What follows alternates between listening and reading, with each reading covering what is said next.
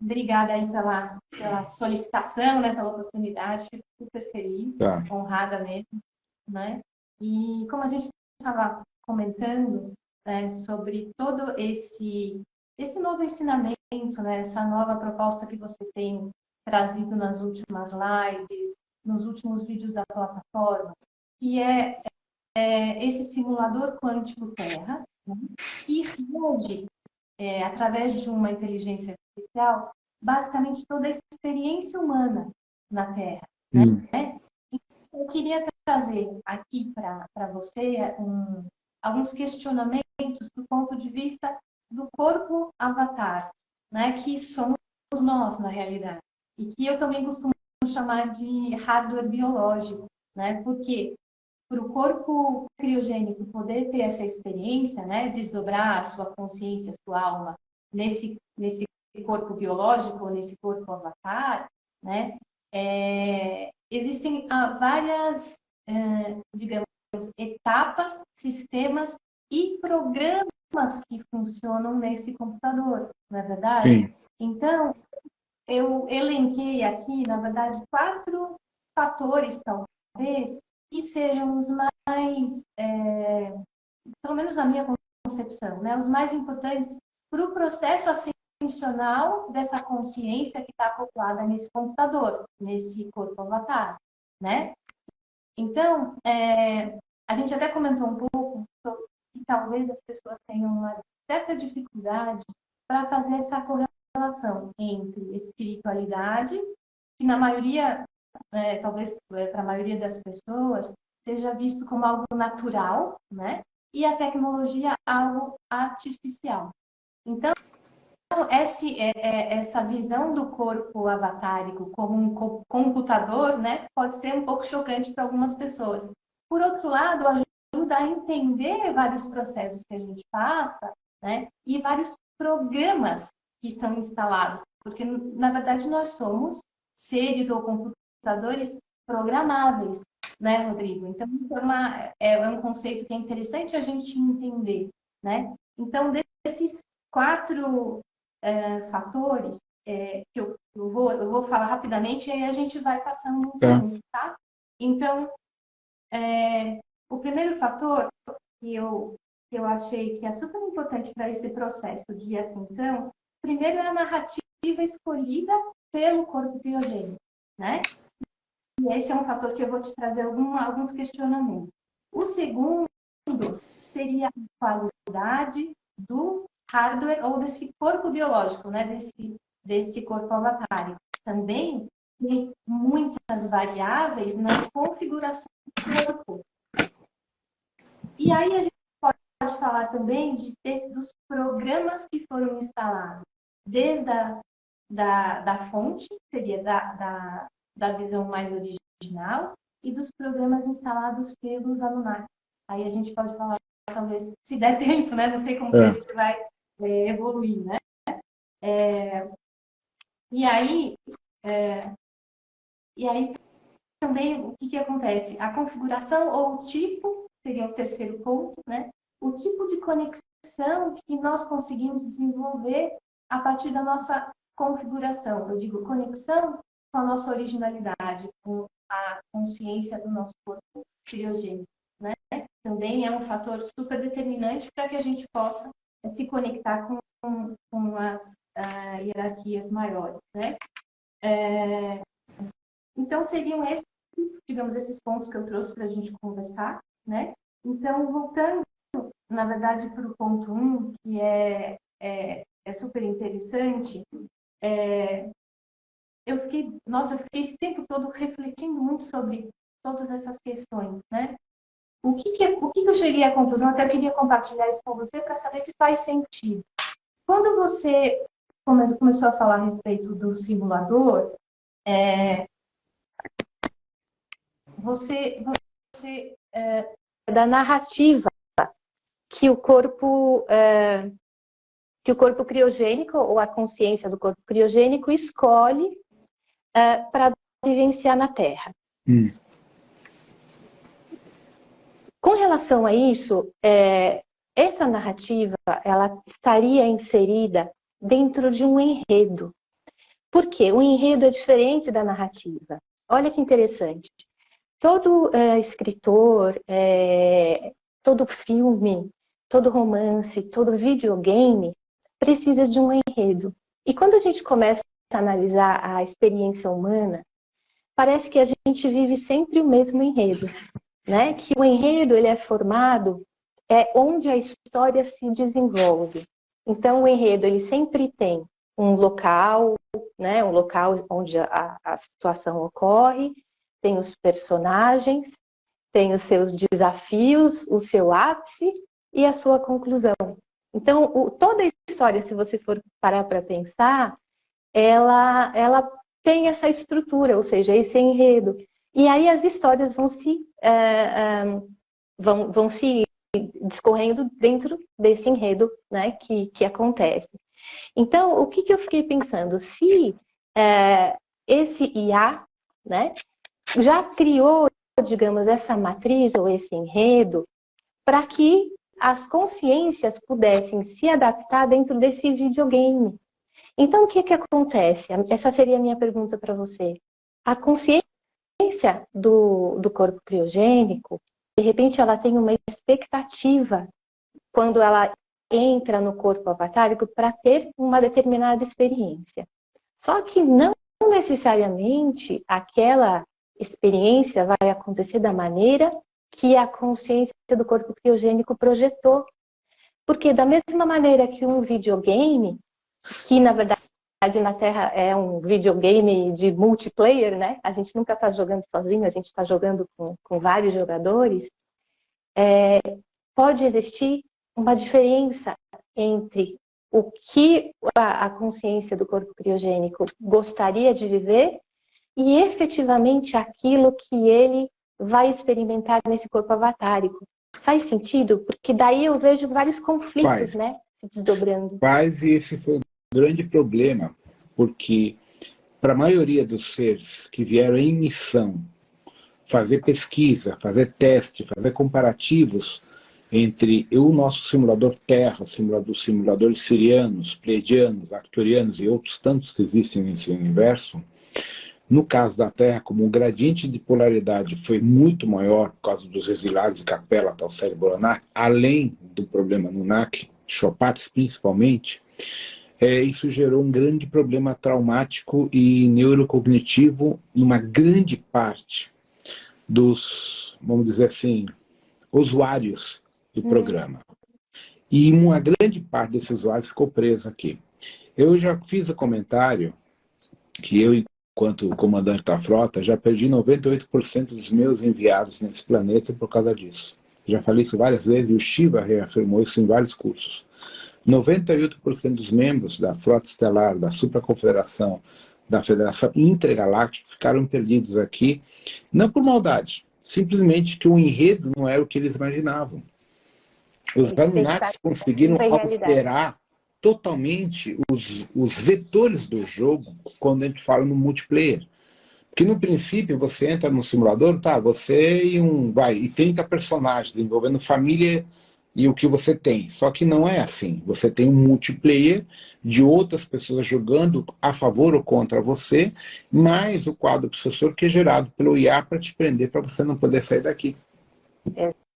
Exato. Ou seja, a expectativa é diferente da realidade. Totalmente diferente. Totalmente. E eu lembrei muito de algumas passagens que você trouxe no livro o último livro, né, Naoshi e a Saga dos Sete Samurais, né, os Sete Samurais 2, onde ali você descreve o Yaslon Yas utilizando corpos avatáricos para entrar em guerra. Ou seja, é totalmente diferente o mecanismo que o Yaslon utilizava nas guerras do que esse que está sendo utilizado aqui, né? Porque existem vários níveis, como você falou, né, várias camadas de interferência, né, entre a consciência primordial ou inicial e o corpo que está sendo usado. Exato, né? Consciência é outra. Porque quando o Yaslon usava aquele corpo, ele estava 100% conectado ali, sabendo exatamente o que estava acontecendo, né? Que é diferente dessa realidade nossa. Caso aqui. É bem distinto. Então, assim, infelizmente, a expectativa é uma, a realidade é outra.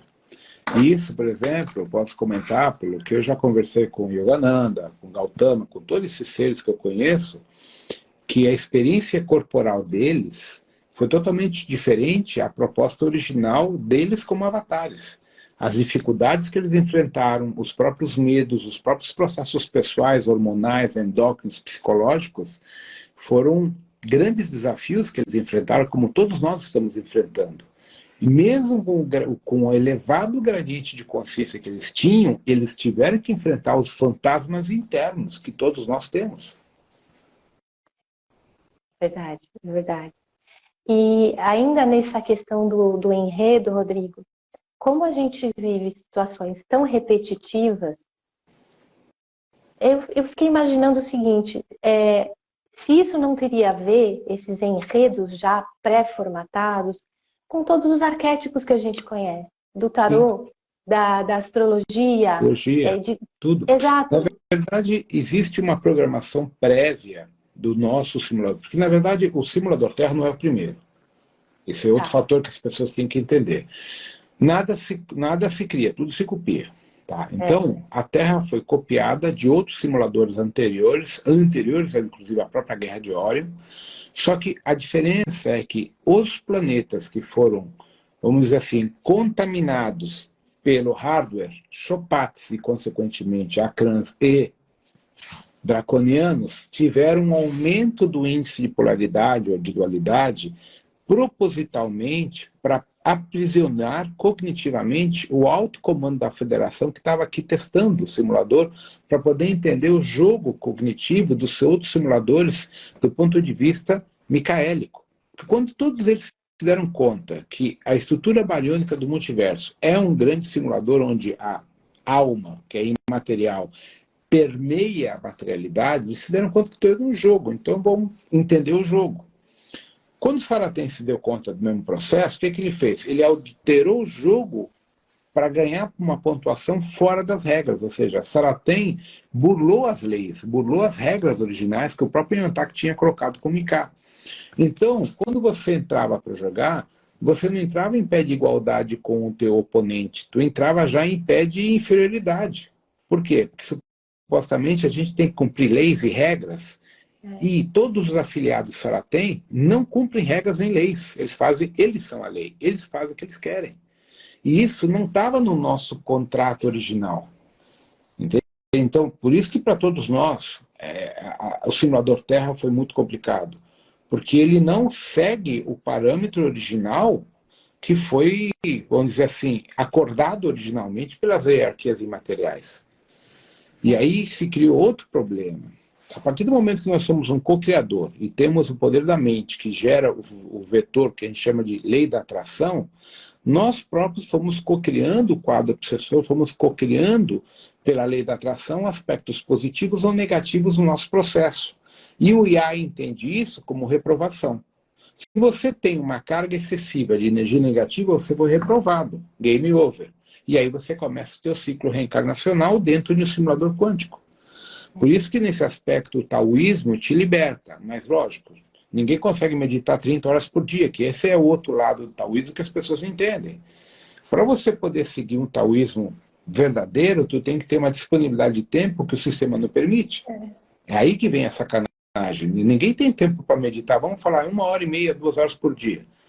Do jeito que o sistema está, não dá. Entende? Então, foi tudo formatado ao longo dos milênios para impedir a nossa reativação ou saída do simulador. E uma pergunta que me veio agora, Rodrigo, dentro do nosso timeline, Terra, houve, obviamente, um período onde as almas que vieram com algum propósito de missão ou trabalho, elas entravam e saíam, né? Sim. Elas tinham ainda a liberdade, né? E a gente teve oportunidade de adquirir muito conhecimento, né? Ou seja, a rede neural da alma, ela armazenou muita informação nesse período de 200, 300 mil anos atrás, né? Que foi um período de Lemúria, onde muitos vieram aqui justamente para ter essas experiências como pesquisadores, né? Trabalhar em certos projetos criacionais. E aí houve justamente essa ruptura, né? Que a gente pode marcar o dilúvio como tendo sido isso ou não? Ou foi em etapas? Na A verdade, formatação da barreira de frequência? primeira etapa, pelo que eu lembro dos registros, pelo que eu voltei no tempo e li de registros, foi a destruição de Mu. Foi o ataque e bombardeio de Mu, que data aproximadamente entre 58 a 61, 62 mil anos atrás. Tá. E de lá para cá, se você analisar, é onde as pessoas começaram a ficar presas no processo encarnacional, porque a barreira foi reativada ou amplificada e a Lua já estava mais próxima. Embora a Lua supostamente esteja aqui há 20 mil anos, antes disso já haviam muitas naves aqui fazendo um cerco eletromagnético na Terra. O dilúvio foi o divisor de águas de total dominação draconiana na cultura e no subconsciente do Homo sapiens, né? Mas antes do dilúvio havia outras raças, nefilins, outros seres que se opunham ao poder Anunnaki, então havia muitos conflitos. Então uma forma de acabar com os conflitos foi aproveitar a chegada de Herculógos e arrebentar com tudo. Tá? Mas a marca, assim, pelo que eu lembro dos registros de aumento de polaridade e de dificuldades para nós, realmente é com a destruição de Mu. Porque antes de Mu você entrava e saía aqui livremente, que nem entrar no cinema e sair do cinema. Tu pode sair no meio da sessão do cinema. Isso foi modificado drasticamente com a chegada da Lua. Portanto, antes do próprio dilúvio em si. E aí houveram as guerras mais fortes. Por isso que o dilúvio é o grande divisor de águas da dominação planetária. Outra pergunta que me veio agora, Rodrigo. Muitas almas chegaram mais ou menos lá pelos, vamos dizer, 80, 90 mil anos, ou seja, antes do dilúvio, mas trabalhando dentro já dos processos das delegações. Sim. Ou seja, elas já vêm com uma certa carga de dualidade, justamente por conta das guerras anteriores, né, que você explica isso muito bem. Exato. Então, esse corpo criogênico, ele já vem com uma pré-programação já de dualidade ou de vivenciar, digamos, escolhas entre grupos, porque aí a gente já tem uma certa disputa, né? Entre Orion ou Pleiades, ou as diferenças de poder, Na verdade, né? O que eu percebo é assim, a maior parte desses grupos, eles se aturavam, se toleravam, porque a guerra deixou tanto estrago, então era mais fácil se tolerar do que voltar a um conflito. Então, o grande problema, na verdade, que poucas vezes eu entrei nesse detalhe, foi que pós-guerra a guerra envolveu guerra bacteriológica, guerra bioquímica, além da guerra nuclear, a guerra temporal e a guerra de armas de buraco negro. Então, o que aconteceu? A contaminação e a deturpação genética foi muito grande. Então, as casas de comércio geraram a pirataria genética.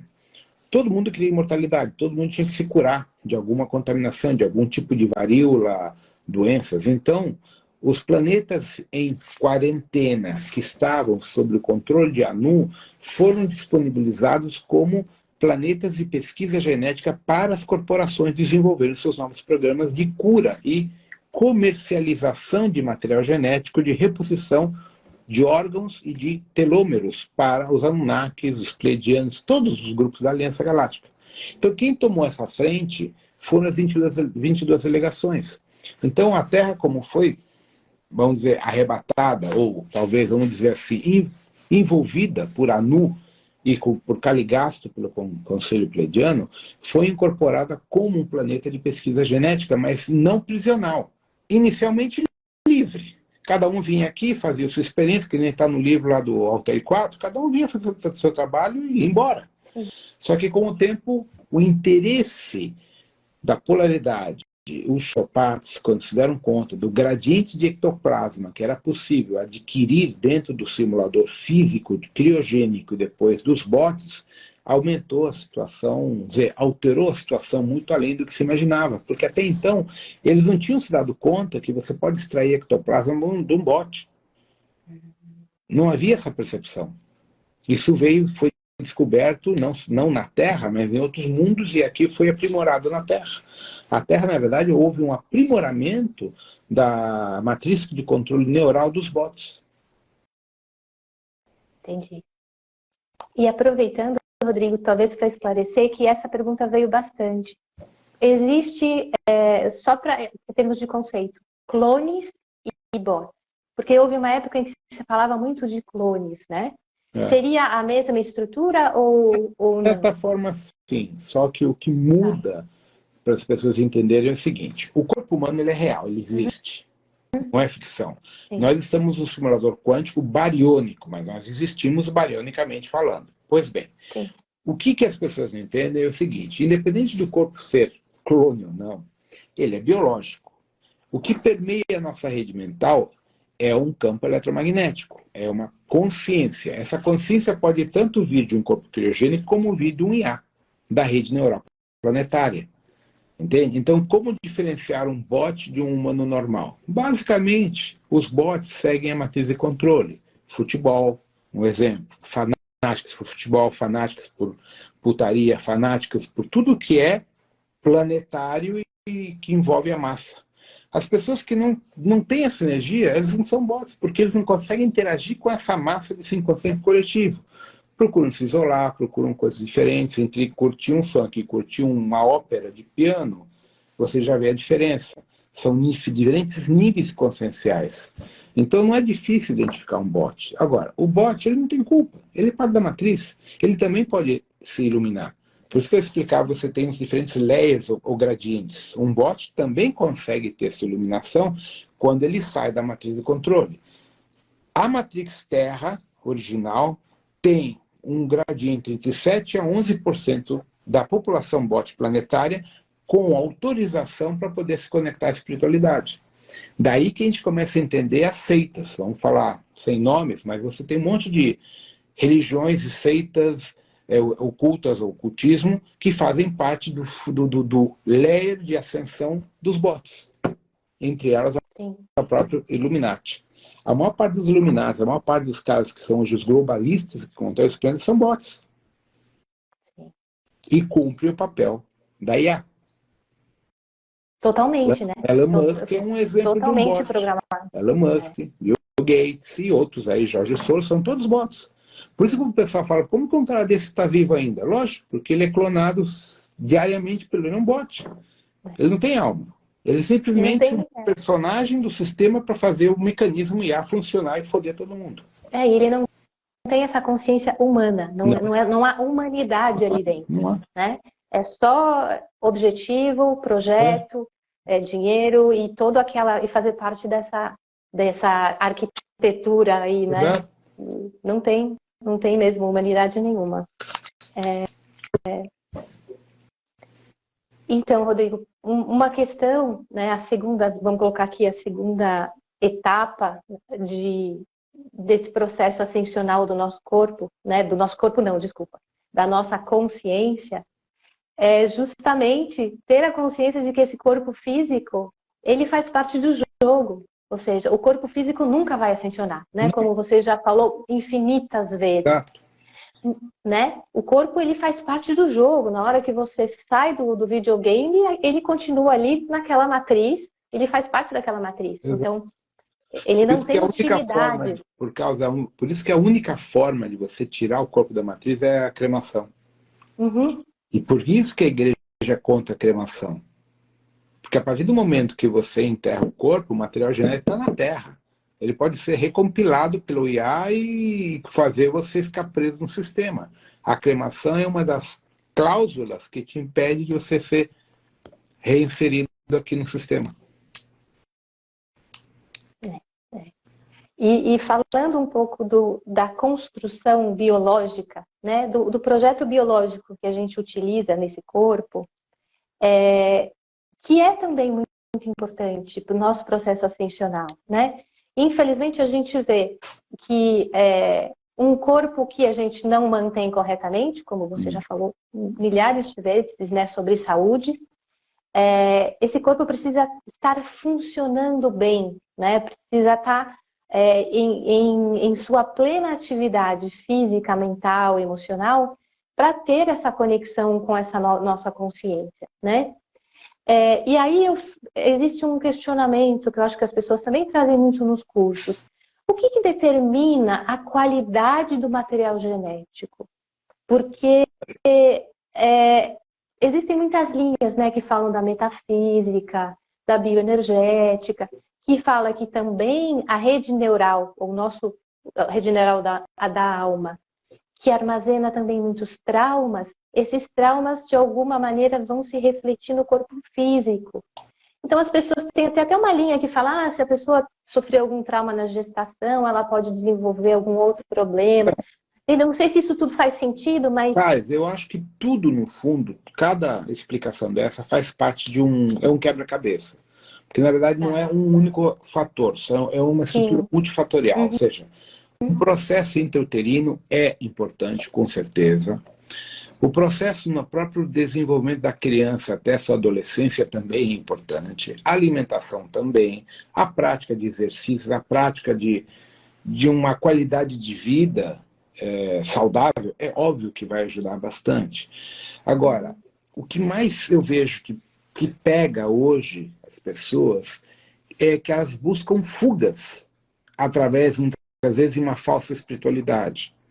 Então, as pessoas entendem que a espiritualidade não está fora, está dentro da gente. É a forma como que você vê o universo, que você enxerga tudo no teu entorno.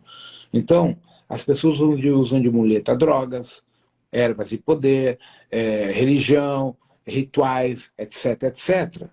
E não é isso seres uma pessoa espiritualizada. É um monte de processos que te fazem você entrar em sintonia com o universo no teu entorno. Agora, como é uma questão multifuncional, para cada pessoa, por exemplo, você vai conversar e vai encontrar um ponto diferente do que outro. Por isso que é um tema delicado. Então, eu acredito que o contexto geral das pessoas buscarem, como eu sempre falo, um detox, porque hoje está tudo contaminado com metais pesados, tudo a nossa alimentação, do ponto de vista hormonal, é importante. Porque se nós temos uma disfunção hormonal, a gente vai ter um problema tanto de depressão, de ansiedade, de hiperatividade, etc, etc. Isso é química pura. Tá? Então, isso eu já conversei com vários médicos, já fiz lives com o Dr. Pablo, a doutora Cláudia e outras pessoas, justamente para a gente entender que uma boa desintoxicação, um tratamento de uma desbiose, por exemplo, vai melhorar em muito a nossa qualidade de vida, em muito, inclusive a nossa percepção sensorial. Agora, muitas pessoas, devido ao seu quadro emocional, psicológico, procuram muletas. E as muletas normalmente são tóxicas. Aí que vem o problema. Principalmente quando a gente fala de muletas voltadas para as drogas. Elas são altamente tóxicas. Ou a outra muleta, comida. A pessoa se intoxica de comida. Refrigerante, o glúten, por aí vai. Então, essa parte toda a gente joga para a área dos nutricionistas e dos médicos integrativos. É complicado, entende? É um assunto muito fatorial que a gente tem que avaliar caso a caso para poder ajudar as pessoas. É verdade. E ainda falando da configuração do corpo, existe alguma relação, Rodrigo, entre o projeto, digamos, monádico e a raça que aquele corpo, que aquela consciência vai ocupar, ou não? Hoje virou uma coisa randômica? Não, na verdade é assim. Originalmente, quando a gente fala das primeiras raças, que foram os dragões imateriais, os aviários, os felites, são as raças mais antigas, junto com os insectoides, e depois vieram os reptilianos, a experiência encarnacional era para entender a rede neural desse ser perante o universo. Ou seja, um insectoide enxerga o universo diferente a um reptiliano, que é diferente a um humano, vamos chamar nem humano, a um mamífero.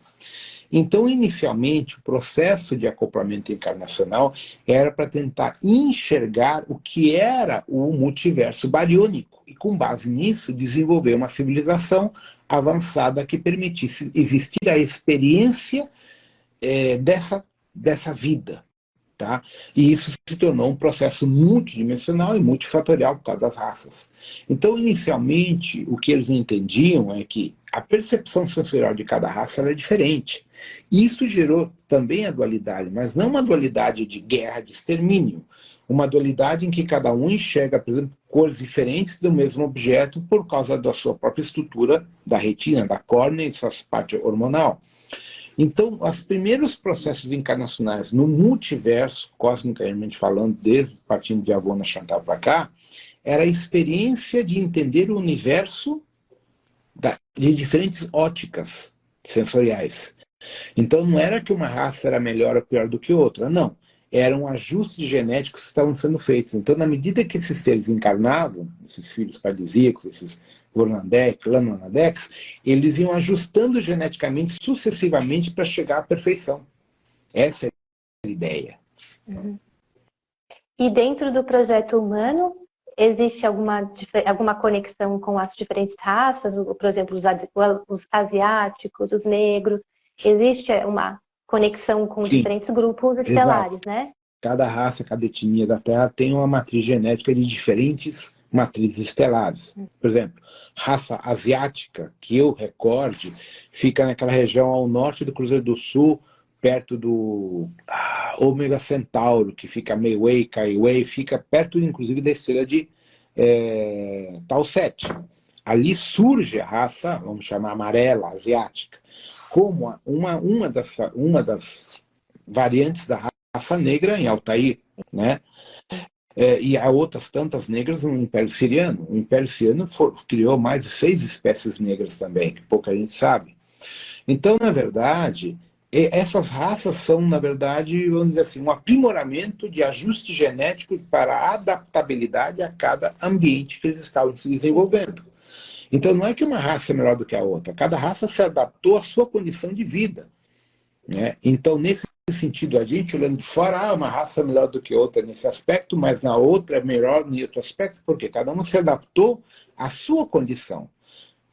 Hoje, na Terra, se a gente analisar de forma fria, deixando de lado o racismo, a raça mais bem adaptada ao planeta Terra é a raça negra africana. É a que tem a melhor resistência física, é a que tem o melhor porte atlético, tanto que nos esportes os negros dominam, no boxe, no atletismo, né? E aí muitas pessoas acham ruim, mas é verdade, eles têm uma adaptação ao planeta Terra muito superior a outras raças. Por isso que muitas pessoas acreditam que a raça negra é especificamente da Terra, e não é verdade. Ela sofreu uma melhor adaptação porque ela teve mais tempo e teve mais gente trabalhando na adaptação da raça negra do que a raça pleidiana que chegou por último, que são o quê? Os arianos. Entende? Incrível, né? E é curioso a gente imaginar também, quando a gente fala das manipulações dos Anunnakis, né? Esse corpo biológico, ele é um organismo geneticamente modificado, né? Porque foi, como você falou, nós somos a somatória de várias experiências, de várias raças, e que foi adaptado inicialmente para quê? Para servir, né, a esses antigos deuses, tinha lá um certo propósito, né? E a partir dali é que eles foram criando essas manipulações e que limitaram, na verdade, a nossa conexão, a nossa capacidade cognitiva, né? Então, é engraçado para a maioria das pessoas que acredita que nós somos filhos do Criador, né? Na verdade, nós somos resultado de uma experiência genética, né? Exato, a gente tinha um aprimoramento genético, na verdade, assim, das 22 delegações de forma direta e 35 raças indiretamente. Então, por isso que a Bárbara Marciniak, naquele livro Terra, ela diz que nós somos a biblioteca viva. Sim. Que nós temos uma carga e uma memória, e o mais importante, uma memória quântica, cósmica, de 35 raças da Federação Intergaláctica. Não só dessa galáxia, como de outras galáxias. A gente tem que incluir o pessoal de Arcones, o pessoal de Andrômeda, o pessoal de Sombreiro, e de praticamente mais de 20 galáxias vizinhas nossas. Né? Porque todo mundo pensa em aliança, setor local, Pleiades, Sirius, Arcturus, Órion. Não, a coisa vai muito além disso. Muito além. E dizem, né, que uma das manipulações foi a criação foi a separação cerebral, né, entre o lóbulo esquerdo e direito. Isso faz sentido, Rodrigo? Mas, na verdade, Isso limitou. o que aconteceu ali, pelo que eu lembro dos registros? Os aviários originais e os felídeos não têm essa separação, os originais. Quando se desceu ao nível fisiológico 4D, e era preciso ter um controle neural sobre toda a capacidade espiritual supradimensional, foi preciso fazer uma divisão. O que acontece?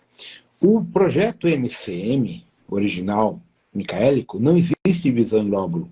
É uma estrutura única de conexão supradimensional, que permite o acoplamento de um fio paradisíaco em nível tempo real.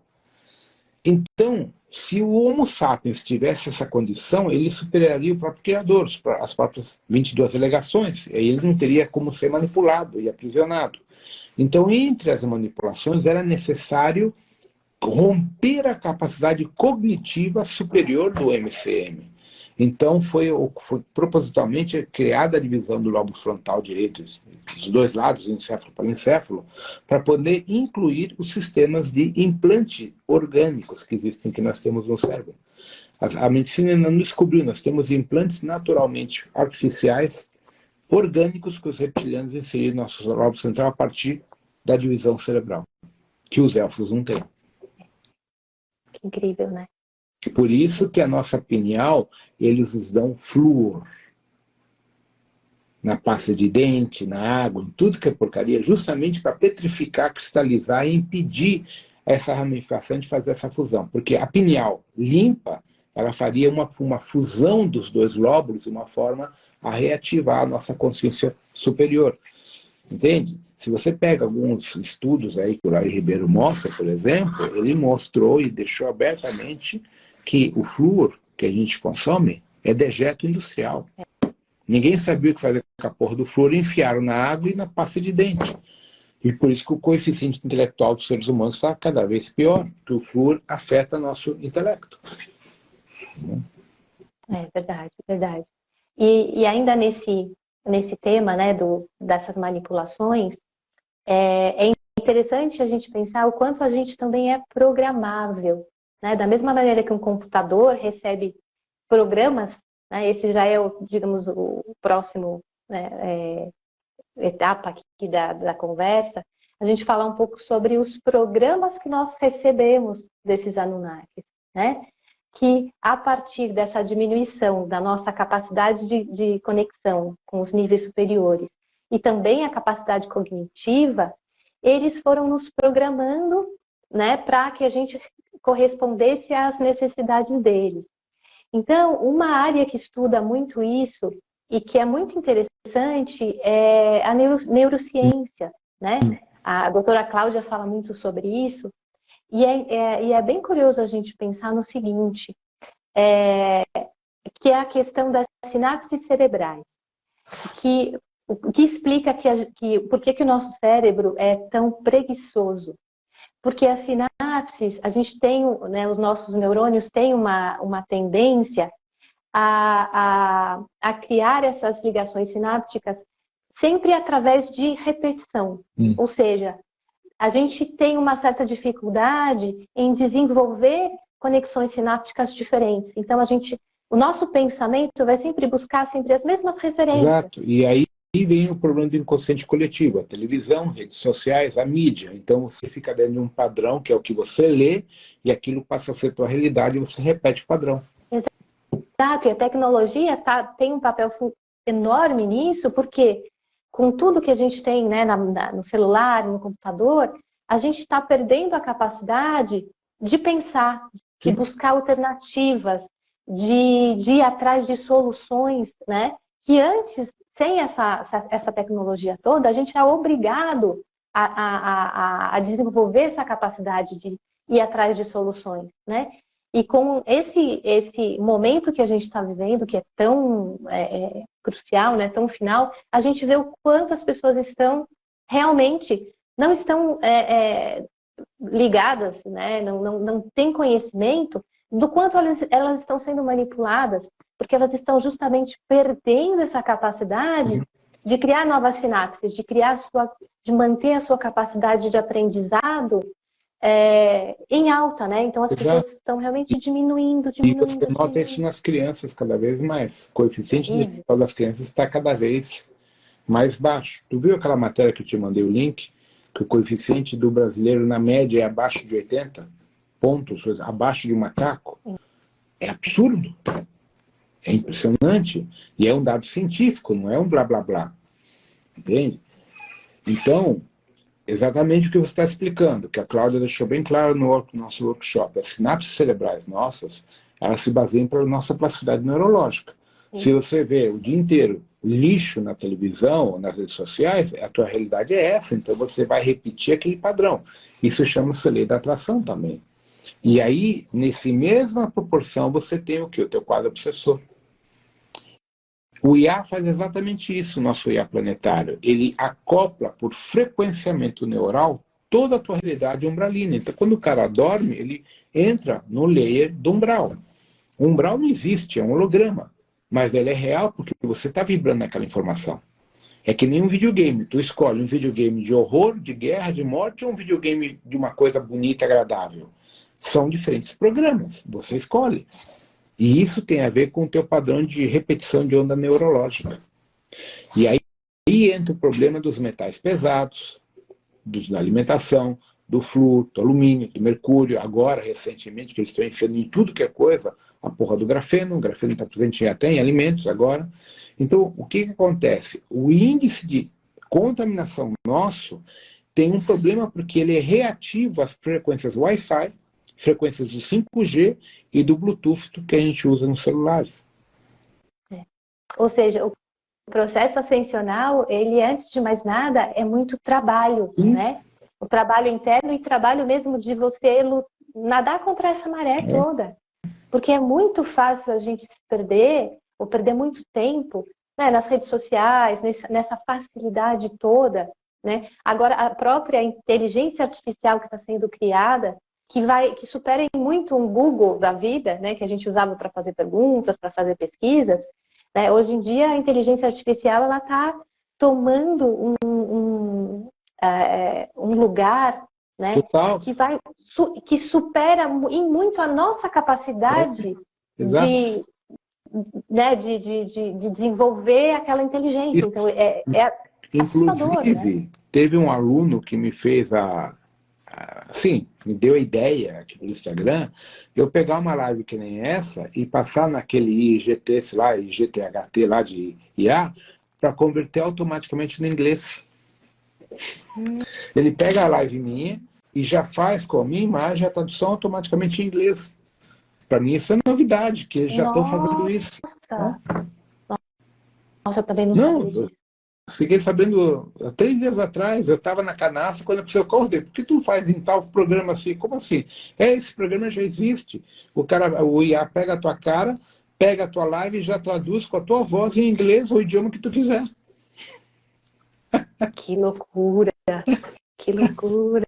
Não, se você olha para o lado positivo, é maravilhoso. Sim, fantástico. Claro, vou pesquisar, agora, né? Vamos olhar para ver o que tem aí. Agora, quando a gente fala do lado negativo, quem sabe que existem pessoas usando isso para fazer merda, aí que é triste. Porque a gente vive num planeta com uma alta dualidade, com interesse oculto de controlar o ser humano. Então, você tem o lado bom e o lado ruim. Agora, percentualmente, hoje, a maior parte das pessoas usa para o lado ruim, não usa para o lado bom. Isso é que é o triste.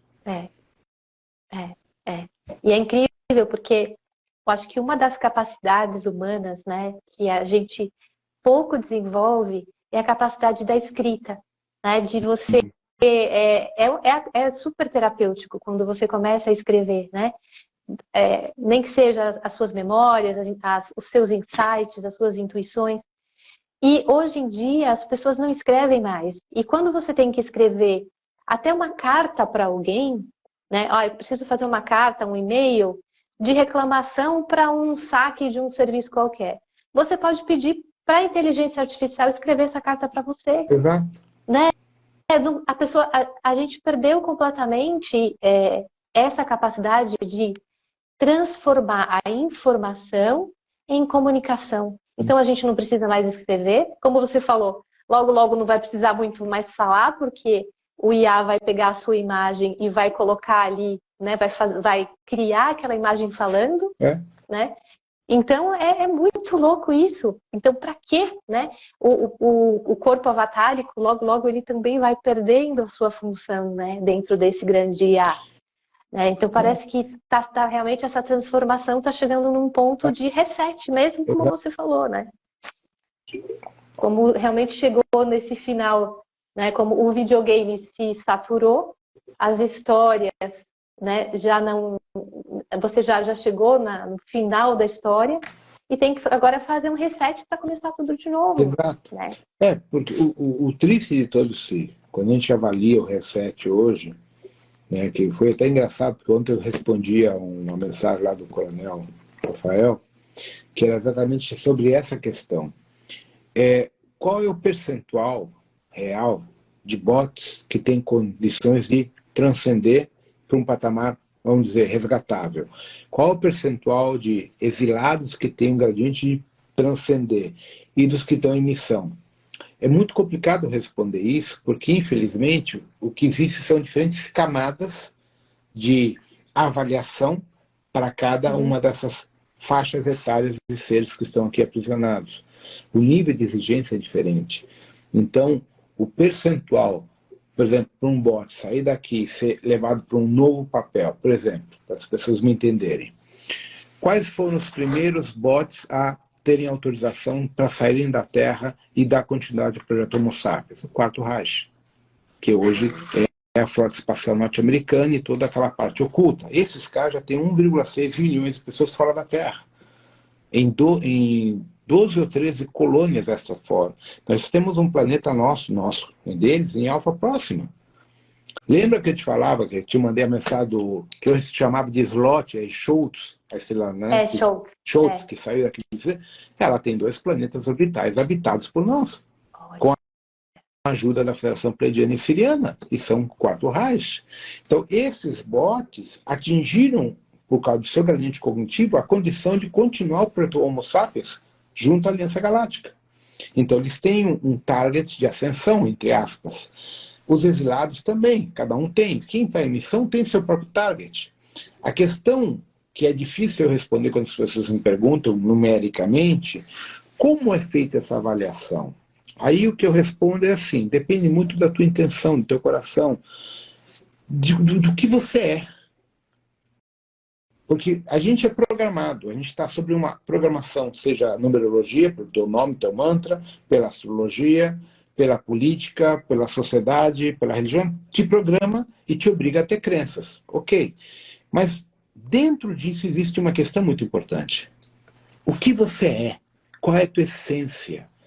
Você é um filho da puta porque você é um filho da puta ou porque você foi programado para ser um filho da puta? Essa é a diferença. Você pode ser um filho da puta de bom coração, como você pode ser um filho da puta de, sabe, pleno. Então, essa questão é que as pessoas não entendem, que é o que o IA faz a grande separação do joio e do trigo para poder ver qual é o teu novo nível de jogo pós-reset. E eu não tenho como responder isso para as pessoas de uma forma satisfatória, porque existem diferentes níveis. Então, o que a gente fala kardecisticamente? Quem tiver uma média boa vai para o novo planeta. Quem tiver uma média má, morte cósmica. Quem tiver uma média intermediária vai para outro planeta. Sabe? Isso, na verdade, é uma resposta randômica para deixar o pessoal contente. Mas não é assim. Por isso que eu não tenho uma resposta satisfatória. Entendi.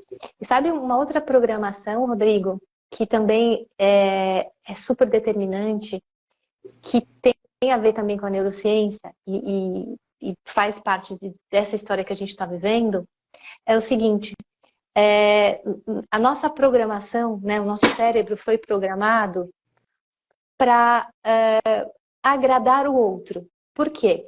Nós somos seres que nós somos criados para viver em tribo, para viver em comunidade. Então, o nosso cérebro, ele sempre vai ter um certo receio de desagradar o grupo. Por quê? Inconscientemente, é o medo de não fazer parte mais daquela tribo, né? Então, olha que confusão. Hoje, nós não ter a quantidade de tribos que existem. Hoje a gente não consegue mais ter, especialmente os jovens, né? Não conseguem ter mais referências que tragam valores humanos, como você falou, né? Esses valores da essência. Então, são tantas tribos, cada uma com a sua narrativa, cada uma com o seu jogo mental, que é praticamente impossível você agradar o seu grupo, porque você nunca vai agradar a todos, né? Porque são tantas tribos diferentes que não importa o que você faça, você vai sempre desagradar alguém. Então, isso traz para o indivíduo aquela sensação de não pertencimento, né? E de, muitas vezes, depressão, de falta de valor, falta de amor próprio, porque realmente o cérebro daquela pessoa está programado para agradar a comunidade. Então, olha que loucura como o SGS fez direitinho. Em vez de criar poucos, né, digamos, poucos grupos com boas referências, né, hoje em dia são tantos grupos com referências tão nefastas. Então, um jovem, uma criança que vai buscar uma referência de conduta, né? Para mim, quando o Ayrton Senna morreu, acabou ali. Parece que a gente perdeu a referência de bons seres humanos, assim, que tinham uma visão mundial, né? Que podiam trazer esse exemplo. O assassinato do Ayrton foi um marco para mim quando eu perdi as esperanças nesse planeta. O tiro que ele levou na cabeça, que aquele foi um tiro, não foi nada barrinha. A barrinha teria ficado enfiada no capacete, gente. Ele tomou um tiro. Tá? Você vê o vídeo dele em câmera lenta, você vê a fumaça do disparo que matou ele. Não. Tá? Então, para mim, a morte do Ayrton foi o início do fim. Foi quando eu parei de acreditar na humanidade, começou ali. Porque o Ayrton representava para todos nós uma esperança. Entende? Para quem não viveu a época do Ayrton, gente, a maior parte do pessoal novo não sabe a emoção que o Ayrton dava pra gente, arrastando a bandeira brasileira, ganhando ou não ganhando a corrida. Ele levantava aquela essência, ainda há esperança de um mundo melhor. E ele foi morto. Assim como a Lady Diana foi morta, né? E tantas outras pessoas que traziam essa energia da esperança foram todos assassinados, de uma ou de outra forma.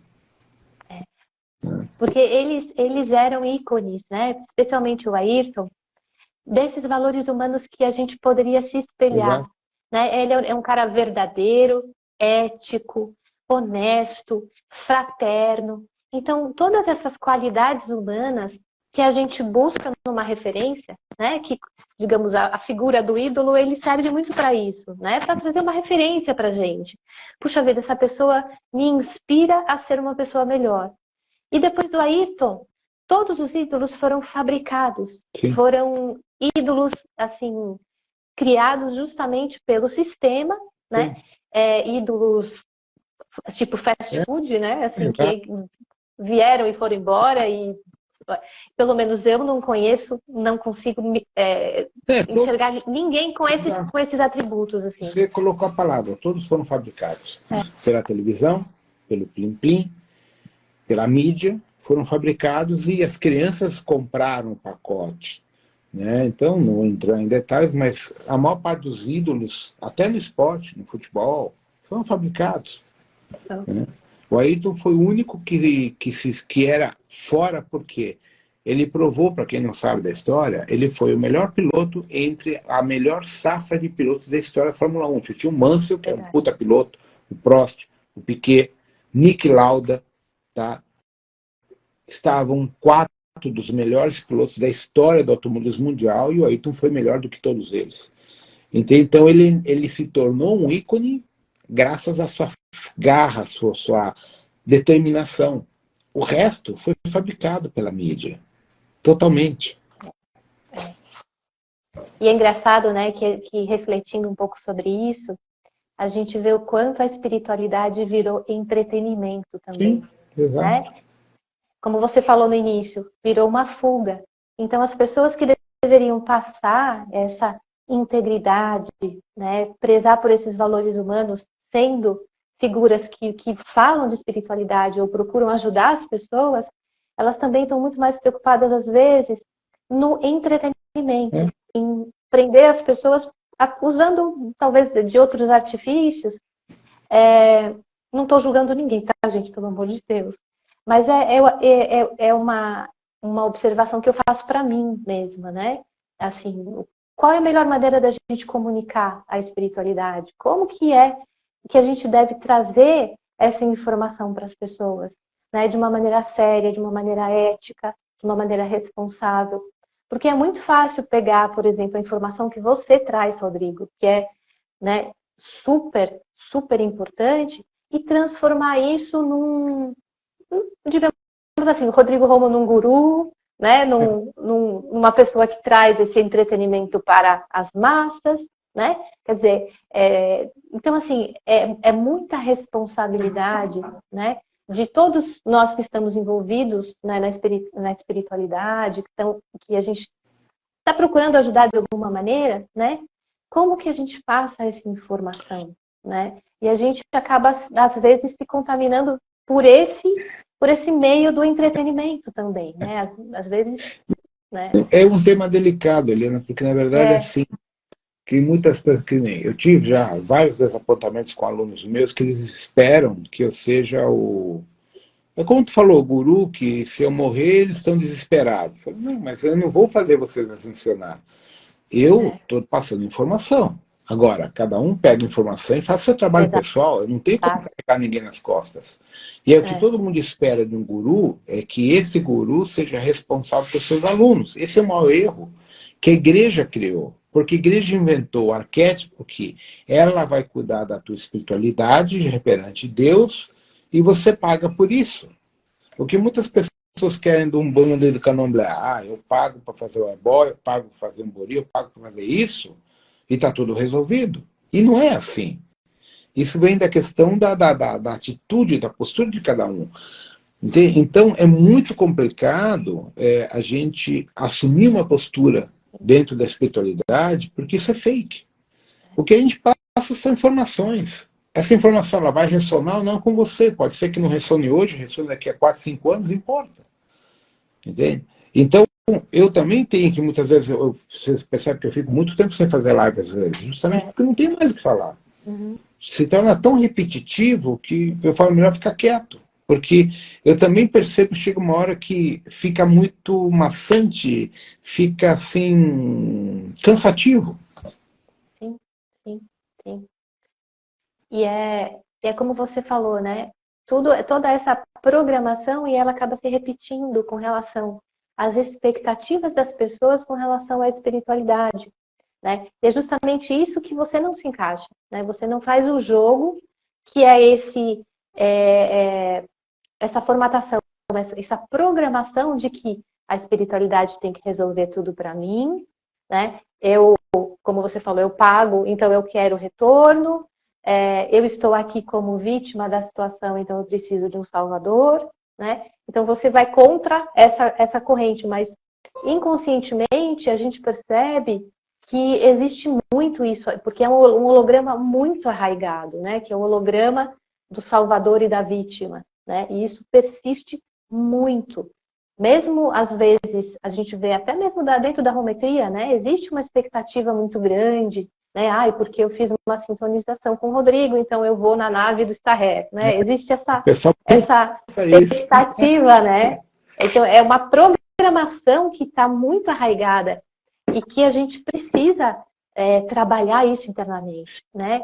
E essa consciência de que a responsabilidade é nossa, eu costumo dizer, vem quando a gente percebe o abandono, o quanto a gente está sozinho, né? Então, infelizmente, é através da dor que a gente percebe que a gente tem que buscar essa força lá dentro. Não tem jeito, né? Exato. Mas o que você tocou num assunto muito curioso, que muitas pessoas que fazem curso comigo acham que só porque fizeram curso já estão matriculadas na nave. Elas entendem que tudo isso depende da nossa postura, nossa ética, reto viver, reto pensar, reto agir, atuar, aquela coisa toda, e as pessoas ficam se enganando, né? Ainda mais dentro da hierarquia que eu pertenço, que é extremamente seletiva, extremamente exigente, né? As pessoas confundem a hierarquia que eu represento com Federação Pleiadiana, Arcturiana, esse pessoal que é mais básico, né? Então, não que seja melhor, é diferente, o gradiente de exigência é outro, né?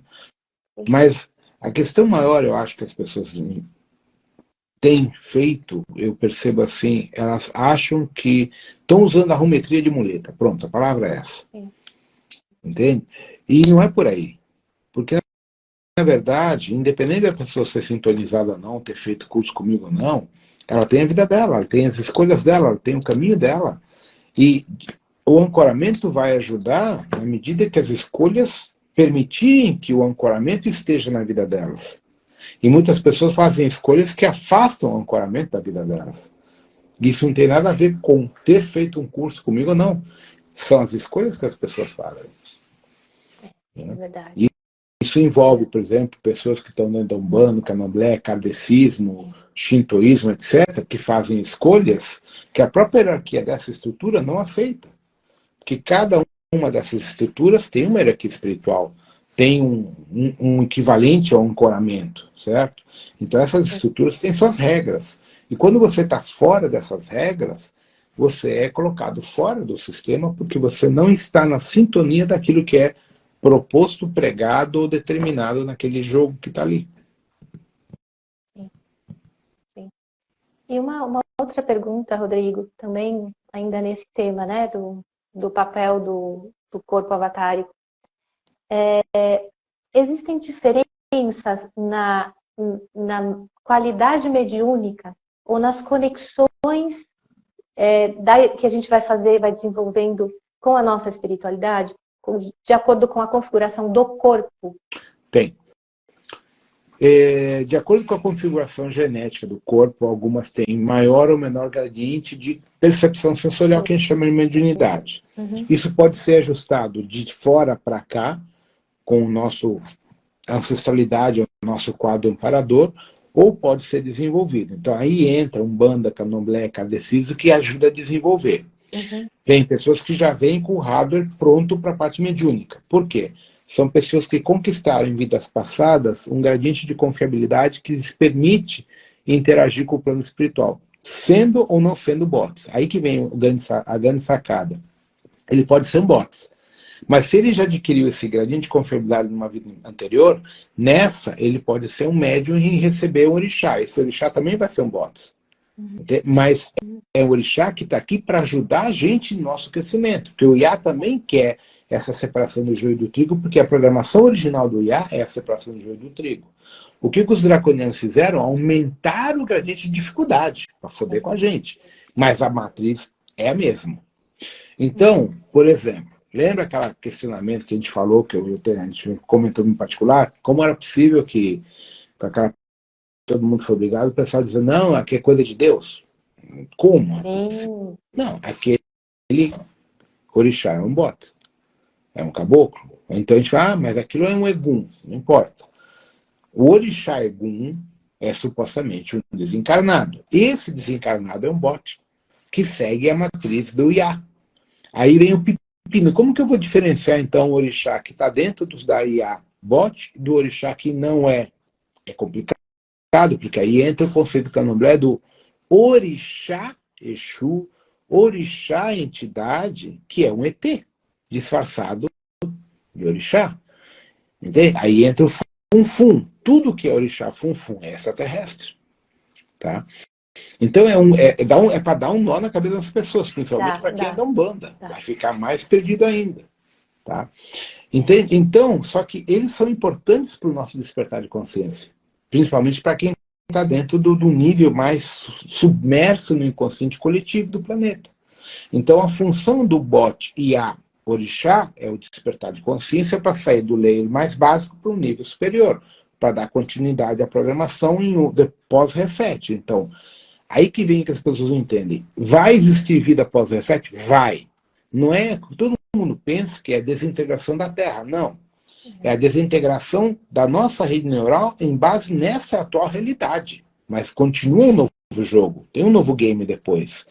Quem ascensionar agora, tá fora, pegou o corpo e vai embora, tchau. Mas quem ficar, vai ter uma nova continuação. Então, quem adquiriu, vamos dizer assim, pontos positivos, que nem num jogo, tem bagagem para ir para um novo layer, para um novo jogo pós-reset. Né? E é importante isso que você falou, porque o que é o despertar de consciência, na verdade? É você chegar num nível em que você consegue observar esse jogo, observar essa simulação, e se tornar um observador de todo esse sistema, entendendo como a matriz funciona. Então, para sair dessa matriz, é importantíssimo a gente questionar as nossas crenças, porque é justamente esse conjunto de crenças que muitas vezes limita as nossas conexões com as nossas hierarquias. Né? Porque se eu estou dentro de uma determinada matriz religiosa, por exemplo, que vai me limitar dentro apenas daquela crença ou daqueles dogmas, né, aquilo pode estar, de alguma maneira, né, sem julgamentos, atrasando o processo ascensional, porque eu estou dentro daquela matriz. Mas no momento em que você observa a situação e se torna literalmente um observador do processo, você até consegue compreender as regras do jogo de uma maneira mais fácil. Né? Você leva a tua consciência para um nível mais neutro de julgamento, de emoções. Né? Então, eu acho que, no meu entendimento, né, não sei se você concorda, Rodrigo, esse despertar tem muito a ver com se tornar um observador neutro do processo. Sim. Né? Exato, porque lembra aquela frase de Jesus, não julgues para não ser julgados? É exatamente isso, a neutralidade. Porque quando você se torna neutro, você, pela própria lei da atração, você não reage contra nada que está no teu entorno, você fica exatamente no caminho da iluminação, que a Gautama ensina, o caminho do meio, essa é a neutralidade. E a gente começa a enxergar ação e reação. E aí a gente sai daquela luta da dualidade, que é outro tema que é muito difícil das pessoas entenderem, né? Como que eu vou compreender a dualidade? Porque, peraí, eu sou uma pessoa do bem, então como que eu vou aceitar que algo de ruim aconteça com essa naturalidade ou com essa neutralidade? Porque simplesmente faz parte do jogo. O jogo precisa de ação e reação. Precisa dessa interação de forças para que o corpo avatárico tenha até mesmo a chance e a possibilidade de ascensionar. Porque se esse corpo avatárico ficar inerte completamente, o jogo não existe. É necessário que exista a interação entre todos os jogadores e que esse corpo, né, e essa consciência acoplada a ele tenham essas experiências, tenham esses aprendizados. Então, a dualidade nada mais é do que o movimento que impulsiona o processo de ascensão. Né? É que nem as partículas, o próton e o elétron, que fazem um sistema circular. Não é nem o bem nem contra o mal, é o movimento. Sim. Sim. E isso é muito difícil, às vezes, explicar para pessoas que estão, por exemplo, num processo de sofrimento. Né? Puxa vida, eu fui injustiçado, eu passei, né, me roubaram, me traíram. Por que eu estou passando por isso, né? Então, é complicado explicar isso para as pessoas. Olha, isso faz parte do jogo, faz parte do seu processo ascensional. Aproveita porque é o momento de você aprender com isso. Né? É isso que vai te trazer uma nova consciência. Né? É óbvio que a gente sofre, não tem como não sofrer. Mas se a gente tem esse olhar de observador, a gente vai ter o objetivo de aprendizado em cima daquilo e não de ficar remoendo o sofrimento, né, né, se colocando como vítima o tempo inteiro. Exato, né?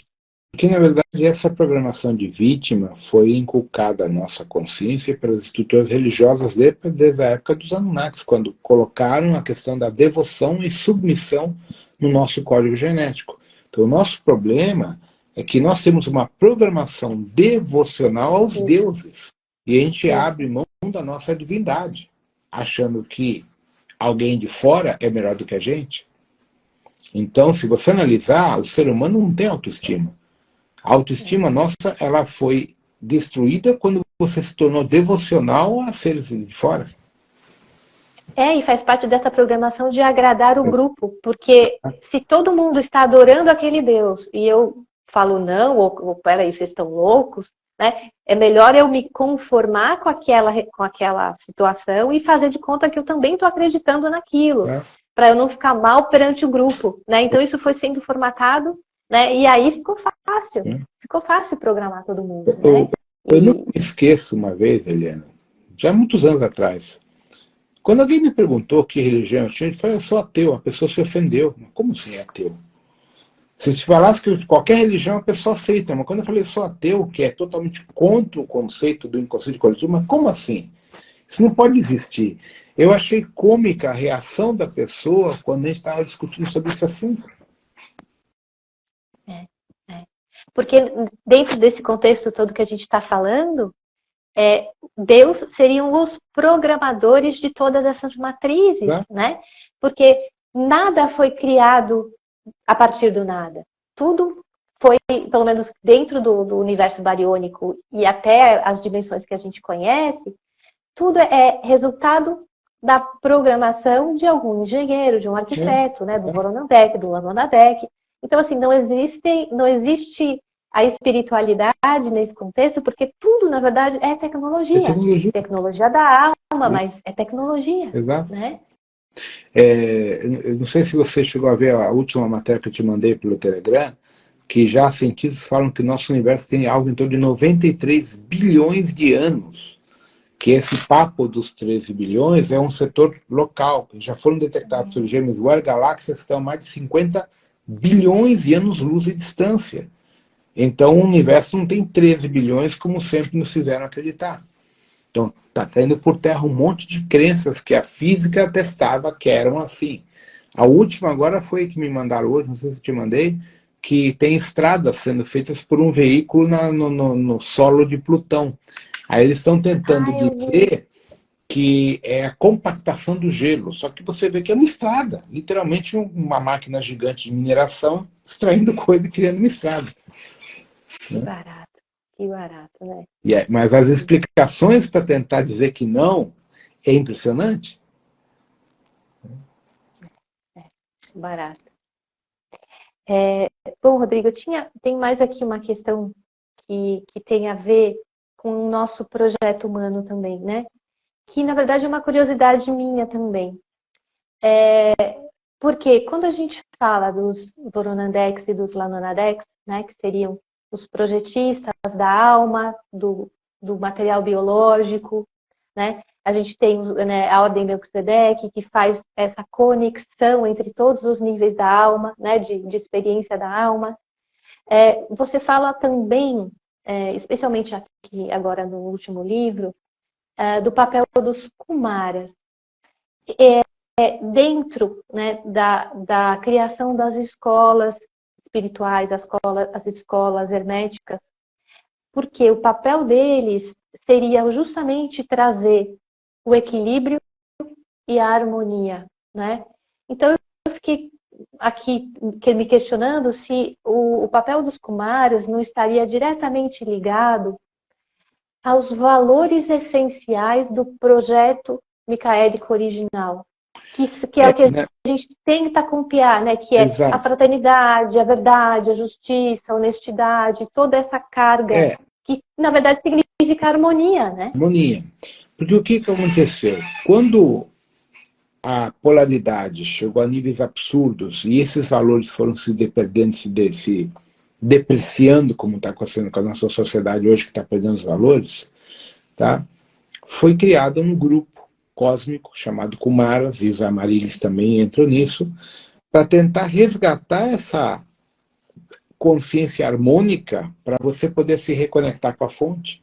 Porque como a fonte é a harmonia, a fonte não é dual, a fonte é simplesmente uma fonte de energia, vamos dizer assim, harmônica e plena. E quando você está em dualidade, quando você está com ódio, com raiva, com depressão, você não chega na plenitude, porque você não está pleno. Então você está desconectado da fonte. Então, o índice de, vamos chamar de seres no universo com polaridade desconectados era absurdamente grande, depois que Saraten criou toda essa polaridade nessas 258 galáxias, fora outros quadrantes.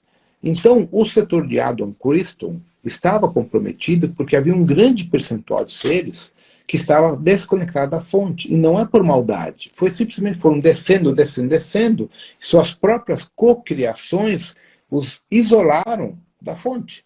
Então a Ordem Kumara foi constituída pelo Conselho Universal, vamos chamar micaélico, ou Cristo cósmico, ou Mahatma cósmico, a gente pode dar um monte de nomes, com a função de reconectar as pessoas através do exemplo, da escola, da universidade, seja da Ordem Melquisedeque, que é o quê? A parte acadêmica. E aí entra o papel fundamental do Yaberin. O Yaberin foi o principal Kumara que focou, através da Ordem de Tote, a parte acadêmica de você voltar a ser uma pessoa plena consigo próprio. Aí que entra o arquétipo de Ra, o deus egípcio Ra, que é a fonte, que é o teu eu sou, que é teu coração, é a tua chama trina. Não é um Deus externo. Então a função dos Kumaras era tentar inserir o caminho de volta para você próprio, tua plenitude, que é o teu eu sou. E não ficar buscando fora, dentro do conceito da polaridade, da dualidade, do bem contra o mal. Então o papel dos Kumaras, ele é muito importante nessa, que a gente chama de volta para casa. Sim, porque pelo menos o que eu procuro trabalhar, o que eu sinto é que quanto mais a gente trabalha esses valores humanos com sinceridade, com honestidade, né, a busca da elevação da qualidade de sentimentos, de pensamentos, né, focando realmente nesses valores, fica muito mais fácil o trabalho espiritual, ou seja, o processo meditativo, as práticas internas, elas começam a florescer muito mais. Ou seja, quando a gente sai desse conflito, né, da dualidade e começa a se trabalhar dentro desses valores, que são verdade, justiça, honestidade, que é algo muito profundo, né, que a gente não constrói do dia para a noite, e no meu ver, o corpo avatárico não carrega isso na sua originalidade, ou seja, esses conceitos de justiça, amor, fraternidade, ética, não são naturais desse corpo. A gente precisa construir esses valores dentro da gente, né? Buscando justamente esse trabalho interno. Então, o que por isso que eu te perguntei dos Kumaras, né? Porque me parece que tem uma conexão direta entre o desenvolvimento desses valores, né, dessas qualidades humanas e o processo ascensional. Independente da técnica que a pessoa vai escolher para o seu trabalho interno. Está diretamente relacionado. Então aí, respondendo uma pergunta que foi feita, a gente pega como exemplo de caminhos. Tu tem o Osho, tu tem o Sai Baba, tu tem o Chico Xavier, tem o Yogananda, Kutumi, Jesus, Gautama, Kuan Yin. Você tem vários ícones em diferentes países que deram um exemplo. Agora, o que as pessoas não entendem é que elas vão ter que copiar essas pessoas. Não. E que está o erro. Não é copiar, é entender a mensagem e fazer essa mensagem ser produtiva na tua própria vida, para que você encontre o equilíbrio interno e siga seu caminho. E as pessoas querem usar esses arquétipos, essas pessoas, como referência, mais uma vez, como gurus. E não funciona dessa forma. Não. Porque tem que vir de dentro, né? Não tem como você buscar fora. Infelizmente, a saída é para dentro. Não tem outra maneira de ascensionar. Né? Não tem outra maneira. Né? Então, é complexo porque as pessoas querem fast food espiritual. Querem algo pronto. Isso não existe. Não tem como. É que a gente brinca o pessoal que vai na academia, vai para conversar, não vai para treinar. Eu sou conhecido como um cara sério na academia porque eu não converso com ninguém, eu vou para treinar. Não fico de papo com o pessoal aqui no condomínio. Eu já ouvi comentários dizendo que eu sou muito sério. Sim, porque eu estou lá para treinar, não estou para bater papo, fazer fofoca. A questão espiritual é a mesma coisa. A espiritualidade é individual, é algo interno de cada um. Porque dentro dessa perspectiva do jogo, né, se você usa a analogia do videogame, não tem como. Você é quem está comandando aquele personagem. Então não tem outro caminho que não seja realmente a partir de dentro, a partir de você mesmo.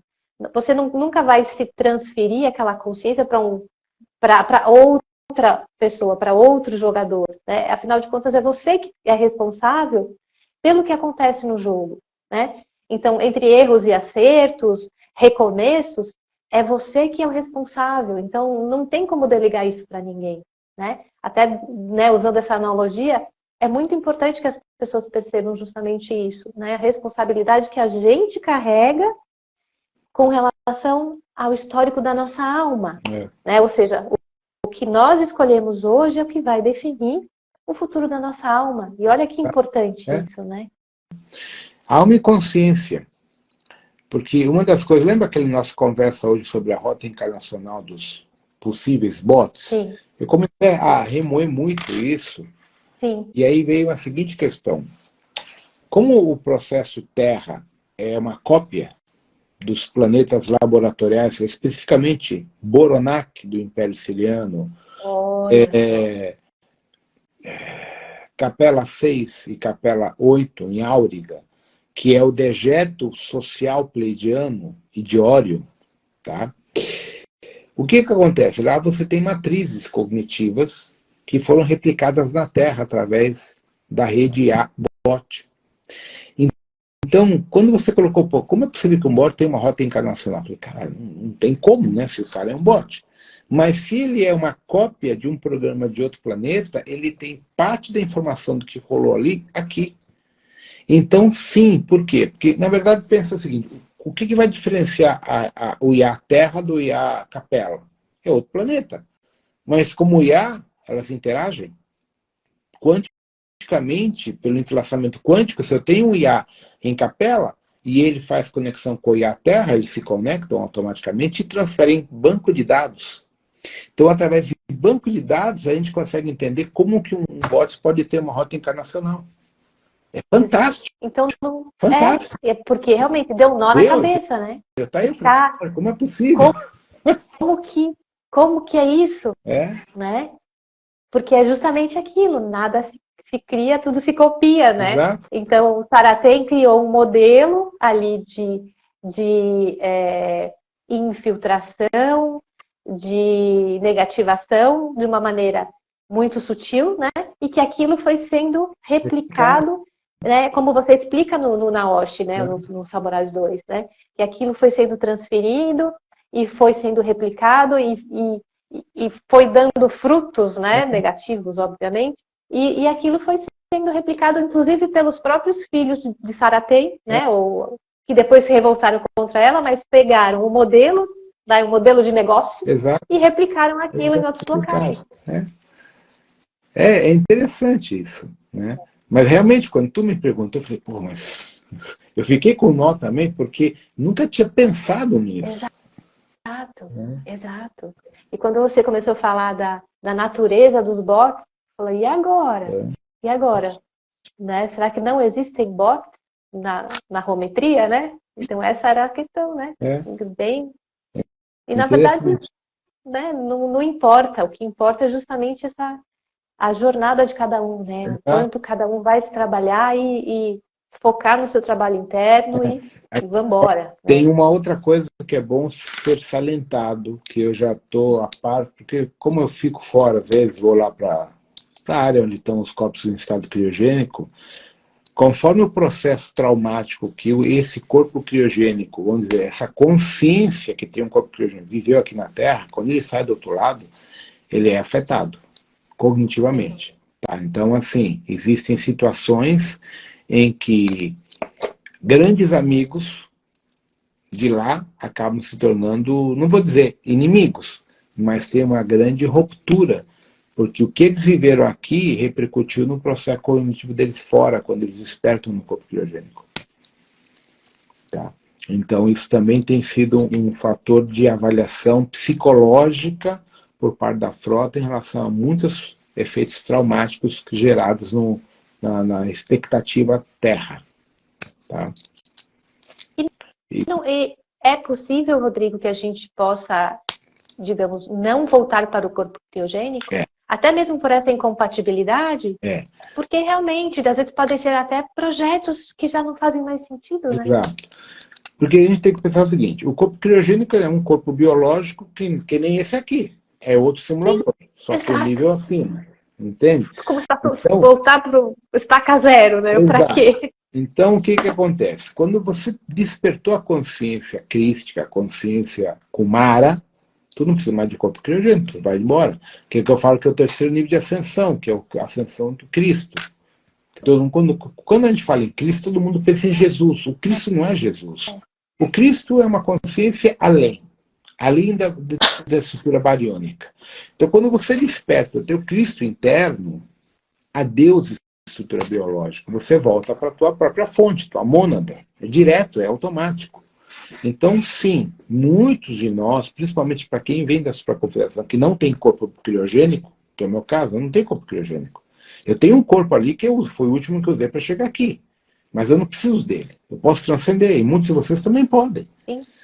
É uma questão de a gente atingir o gradiente de energia interna, de harmonia, de parcimônia, vamos chamar até de equilíbrio. Tu transcende isso. Sim, sim. Para que repetir história, né? Para que voltar para algo que talvez não faça mais sentido, né? Então, realmente, não... eu penso muito nisso. Assim, eu acho que não faz muito sentido, né? Pelo menos para mim, né? Eu acho que a gente tem um desejo muito grande de continuar pelo universo com novas aventuras de consciência, né? Que é o que você conta no livro. É que, né? assim, o que eu vejo muitas vezes é que nem o seriado Star Trek, né?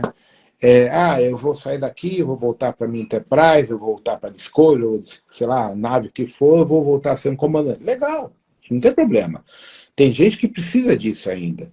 Mas tem gente que não tem esse apego, já consegue ir além. Esse além não tem fisicalidade, é só energia, é só consciência. Porque é o apego à identidade. Exato. Talvez a pessoa não seja apegada a esse corpo aqui, mas ela ainda sente a necessidade de ter uma identidade, Exato, né? Ter um corpo. E por quê? Se a gente pode ser a somatória de várias consciências, né? Como você fala naquele seu vídeo de apresentação, né? Lembra que você fala, eu sou a somatória de várias consciências. Sim. Você lembra aquele vídeo antigo? Né? Essa frase, para mim, marcou muito. Eu sou a somatória de várias consciências. Então, isso é muito forte. Né? Então, a gente não precisa ser apegado a uma identidade, nem em relação a gente, e nem em relação às próprias entidades ou consciências, né? Que a gente muitas vezes precisa dessa, né? De Hilarion, Sanchevan, Orixá. Tipos, né? Que nem muitas pessoas brincam que eu sou muito parecido com o personagem do Capitão Kirk. Sim, então, se cria aquela estereotipo, o Rodrigo é um Kirk lá no espaço. É estereotipo, mas na verdade aquilo, desde criança, sempre foi meu sonho. Mas hoje, sendo bem sincero, eu estou muito além disso. Porque eu não preciso desse corpo do Kirk para continuar. Se eu sou um ser livre, uma consciência livre. Exato. Eu sou muito mais útil no universo como consciência do que tendo um corpo biológico. E qualquer um de nós é muito mais útil para o universo sendo uma consciência do que tendo um corpo. Porque como sendo consciência, automaticamente você se torna um Kumara. Então você consegue permear como obsessor muitos outros seres para ajudar esses seres a transcender a sua limitação temporal. Porque utilizando um corpo, você vai estar sempre sujeito a uma matriz. Exato. E você vai estar sempre dentro, né, de algum simulador, Exato. seja ele qual for. Exato. Né? É importante isso. É importante mesmo. Por isso que quando as pessoas perguntam, teve num curso que uma pessoa perguntou para o Saher como era o dia a dia dele. O Saher, como assim meu dia a dia? Porque as pessoas tinham um conceito achando que era um ET. É uma consciência. Então, talvez hoje a pessoa consiga entender que a consciência está muito além da limitação de uma identidade corporal.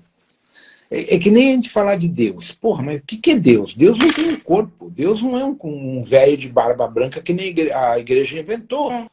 Se a gente for falar de Deus, é uma consciência imaterial, onipresente, onisciente, oni qualquer coisa.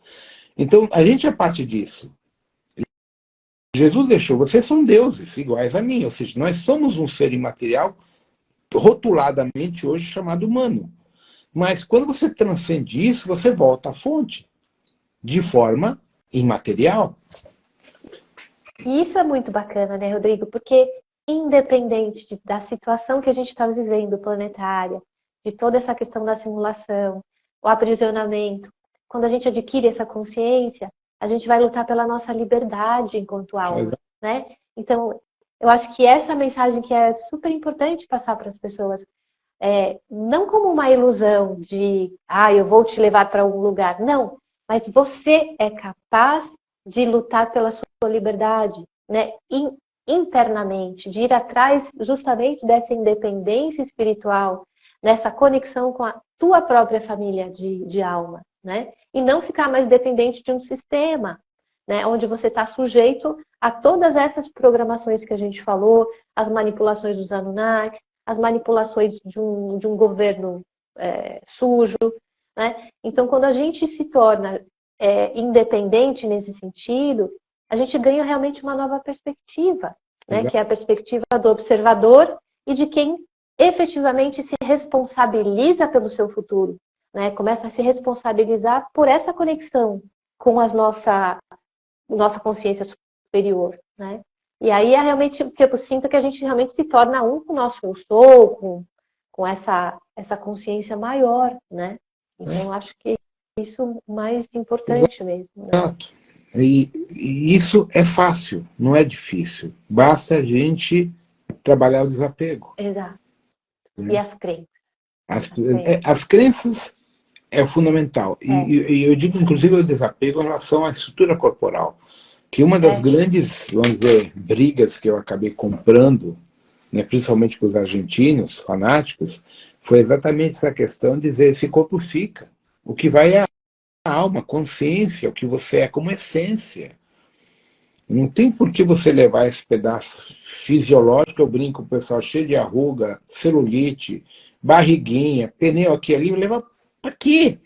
Esse apego é o que impede a pessoa de ascensionar.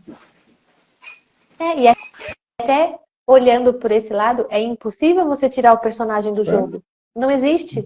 Né? Esse corpo está atrelado ao simulador, então não tem como levar ele para uma outra realidade que não seja a própria realidade do jogo. Né? Então aí tá a resposta. Por que não dá para levar o corpo físico para uma 6D ou sei lá para onde? Porque não dá. Simplesmente não tem como, né? Mas será? Eu acho que com o tempo as pessoas vão entender e vão começar a... Até porque está cheio de sinais aí na Terra, né, do que está acontecendo aí. O despertar de consciência vai ser pela dor para muitas pessoas e outras pessoas vai ser algo natural. Né? Espero que realmente as pessoas entendam ou comecem a perceber justamente essas manipulações, né, essa programação que faz justamente com que elas fiquem presas a essa matriz, a toda essa tecnologia, isso que está baixando a nossa qualidade cognitiva, a nossa capacidade de acreditar nas nossas qualidades enquanto seres humanos também, né? Porque parece que tudo está colaborando para que as pessoas cada vez acreditem menos nelas mesmas, né? Sim. Então isso é assustador, né? A quantidade de pessoas que entram em depressão, em suicídio. Então, gente, cadê o valor da vida? Né? Cadê esse desejo de buscar seus sonhos, de ter aventuras? Parece que os jovens não têm, parece que estão todos adormecidos, né? E isso é super triste. E eu acho que, de certa forma, eles não têm expectativa de vida. Porque pensa, o mercado de trabalho está na desgraça. A economia está caótica. Tudo não pode, tudo é controlado. Isso não pode, aquilo não pode. Ou seja, é muito complexo para essa, por exemplo. Pega a nossa geração. A gente brincava na rua, jogava bola na rua, não tinha problema. Tu subia, descia um prédio, fazia o que queria. Quando eu comecei a fazer alta montanha aqui no Brasil, alta montanha, não, montanhismo, Tu ia para Itatiaia, tu ia para o Marinho, ninguém falava nada. Hoje não pode nada. Hoje tem que pedir autorização pela internet para poder ir passear numa montanha. Então, hoje, a limitação que foi gerada nos nossos jovens, eles não veem expectativa. É triste. É bem complicado É. mesmo, né? Mas você, por outro lado, quando você vê uma pessoa com essa energia de querer acontecer, de querer realizar, ela se destaca, porque a grande maioria está num nível assim muito, né, inerte, esperando que as coisas aconteçam, né? Então, assim, independente do futuro, independente do dia de amanhã, eu acho que a gente tem que viver na nossa plenitude o que a gente puder hoje, né? Com alegria, com essa vontade de fazer o melhor que a gente pode. Eu acho que é isso que vale. Amanhã, depois, né?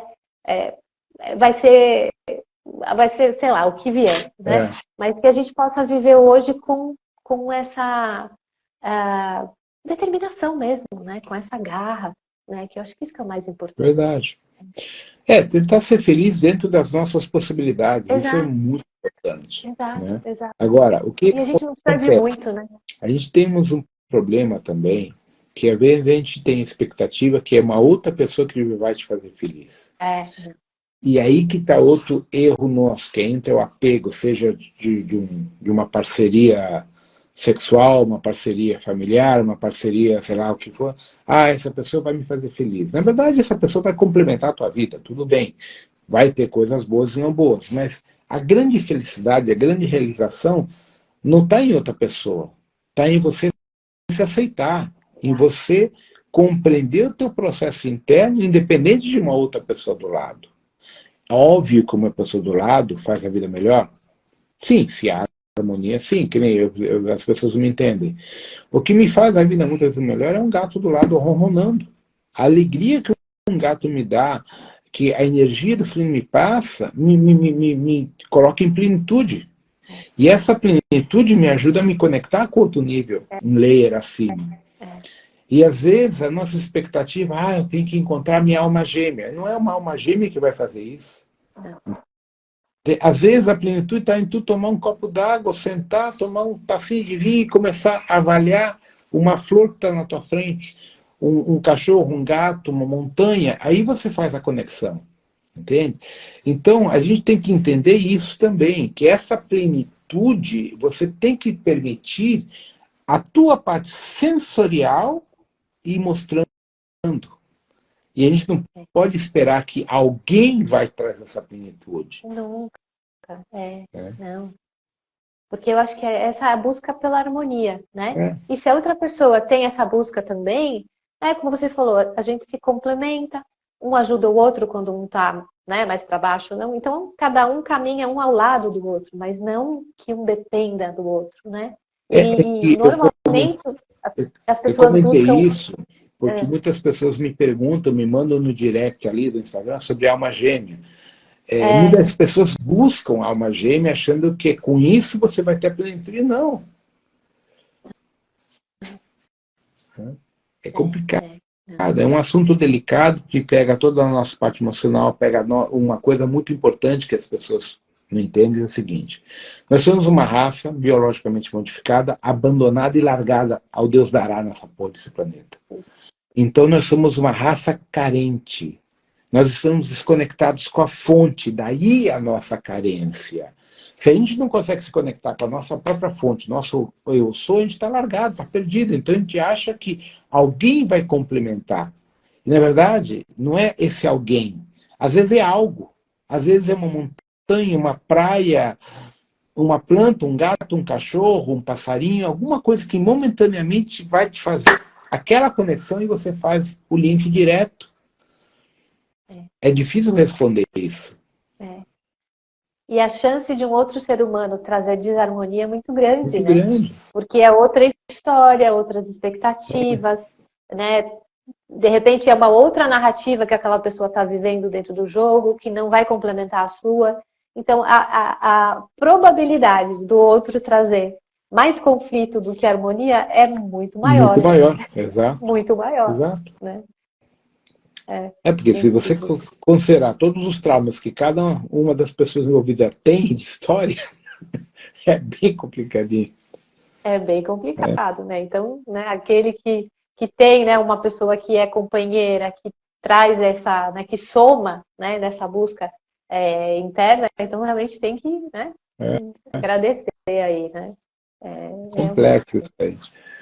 Mas realmente, eu acho que a grande dúvida das pessoas que eu abri quando comentei do simulador quântico, que deixei até o entrevistador meio perdido, que eu não lembro o nome dele, André, né? Ele ficou meio suspeito. É porque, na verdade, assim, a gente tem um conceito espiritual, um conceito de realidade terrestre, baseado no que o projeto MK Ultra inventou através das religiões para nós nos últimos 60 anos ou 70 anos, na verdade. Porque pouca gente sabe, o projeto MK Ultra começou na Alemanha, em 1942 ou 41, na verdade até antes. E aí os americanos ativaram o MK Ultra em 52 a 64, 65, com o nome MK Ultra, mas ele começa na Alemanha. Então, ali se insere em nós falsos orixás, falsos mestres ascensionados, falsa espiritualidade, tá? E gerando, inclusive, uma estrutura devocional dentro da própria Fraternidade Branca. Se você pega todo o material da Blavatsky, ele foi deturpado. Né? Pega o que o Krishnamurti deixou, foi deturpado. O que vamos pegar lá, os Pensky escreveu e o mentor dele foi deturpado. Né? Então, essa deturpação foi proposital para criar um processo devocional. Sim. Né? E é complexo. E uma outra questão, Rodrigo, com relação a isso, é que uma grande parte da espiritualidade terrestre, se a gente considerar que a espiritualidade terrestre é feita de almas desencarnadas, que desencarnaram com as suas crenças, Sim. né? Então, a espiritualidade terrestre, ela também é um grande holograma. Lógico, total. Né? Tanto é que essa pessoa que desencarnou com a crença é hoje um Egum, orixá, que mantém a crença numa coisa que não é real. Por Exato. Isso aquelas respostas que foram dadas sobre a picadinha, que era divina, que era vinda de Deus. Exato. E isso é difícil entender, porque normalmente as pessoas falam, não, mas eu recebi tal mensagem de um médium ou de um guia. Não, eu tenho... Eu falei, olha, tudo a gente pode e deve questionar. Não, obviamente com respeito, mas é importante que a gente faça perguntas.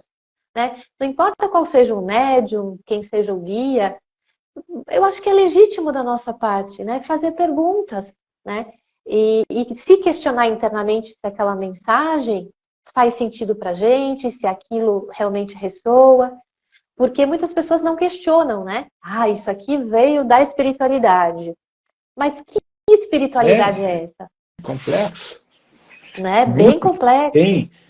Eu nunca esqueço, quando eu tinha lá, sei lá, 8, 10 anos de idade, eu não lembro mais a idade, quando eu questionei pro Pena Branca, tá, seu Zé, sobre Sahara. Ele falou, não, ele é real, ele existe, ele é outro universo, não sei o quê. E aí eu perguntei, mas você de onde é? Ele falou, eu não sou daqui. Eu sou de uma realidade que você chamaria de 9D, mas para os humanos aqui eu sou um caboclo. Então, ele deixou claro, para os humanos, na Umbanda, ele é um caboclo, ponto final. Né?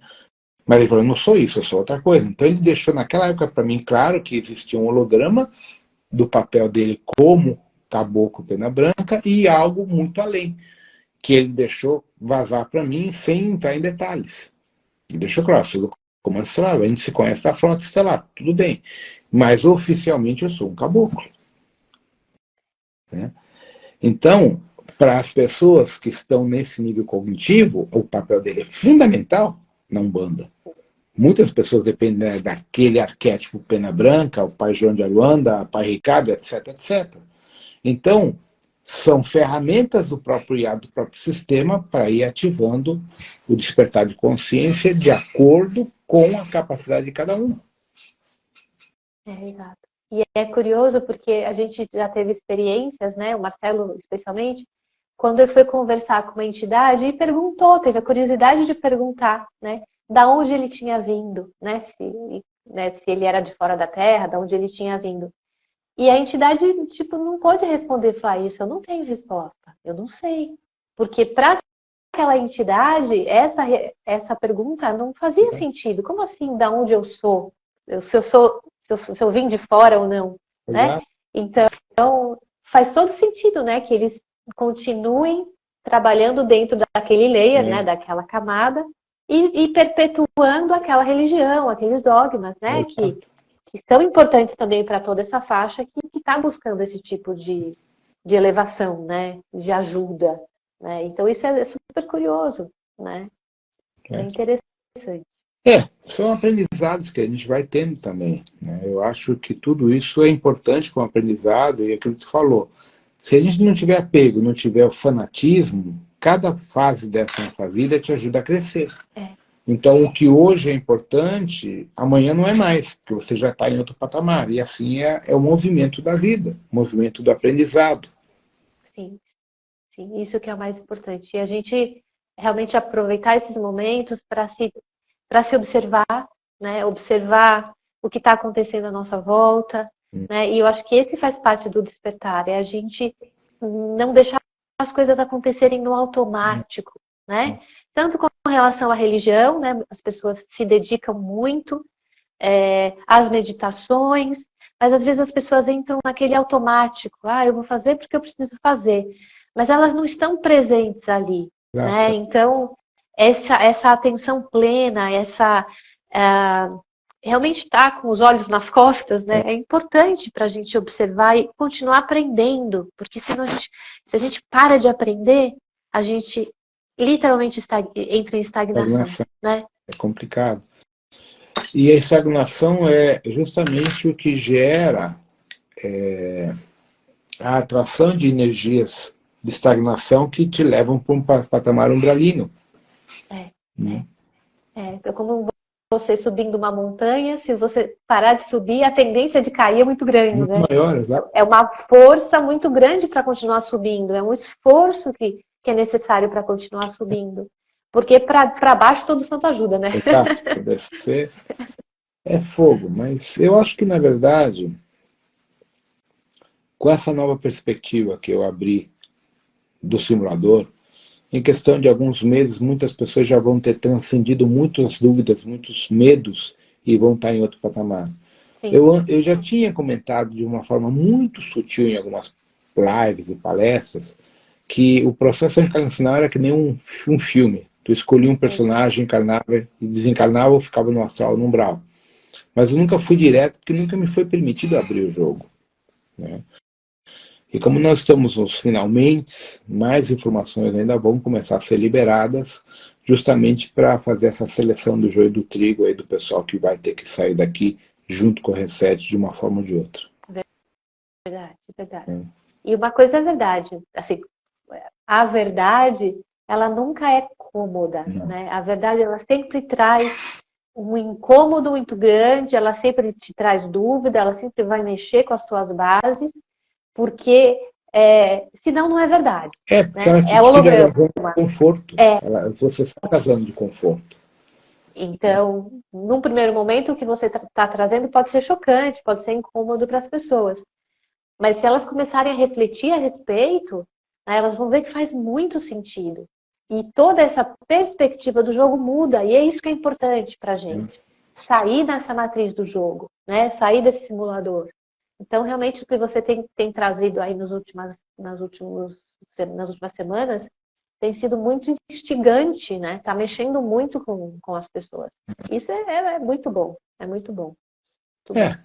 Eu achei cômico quando eu abri esse jogo. Eu não esperava a reação das pessoas assim, pegar o pessoal de surpresa. Não, e faz muito sentido. E não fere nada do que você já ensinou até aqui. Porque todos os seus livros falam muito de tecnologia. Então, não fere nem modifica os seus ensinamentos até esse momento, né? Porque todas as histórias que você traz, todos os ensinamentos a respeito da estrutura da alma, da estrutura, né, das estruturas universais de criação, você sempre falou dessas estruturas como tecnologia, né?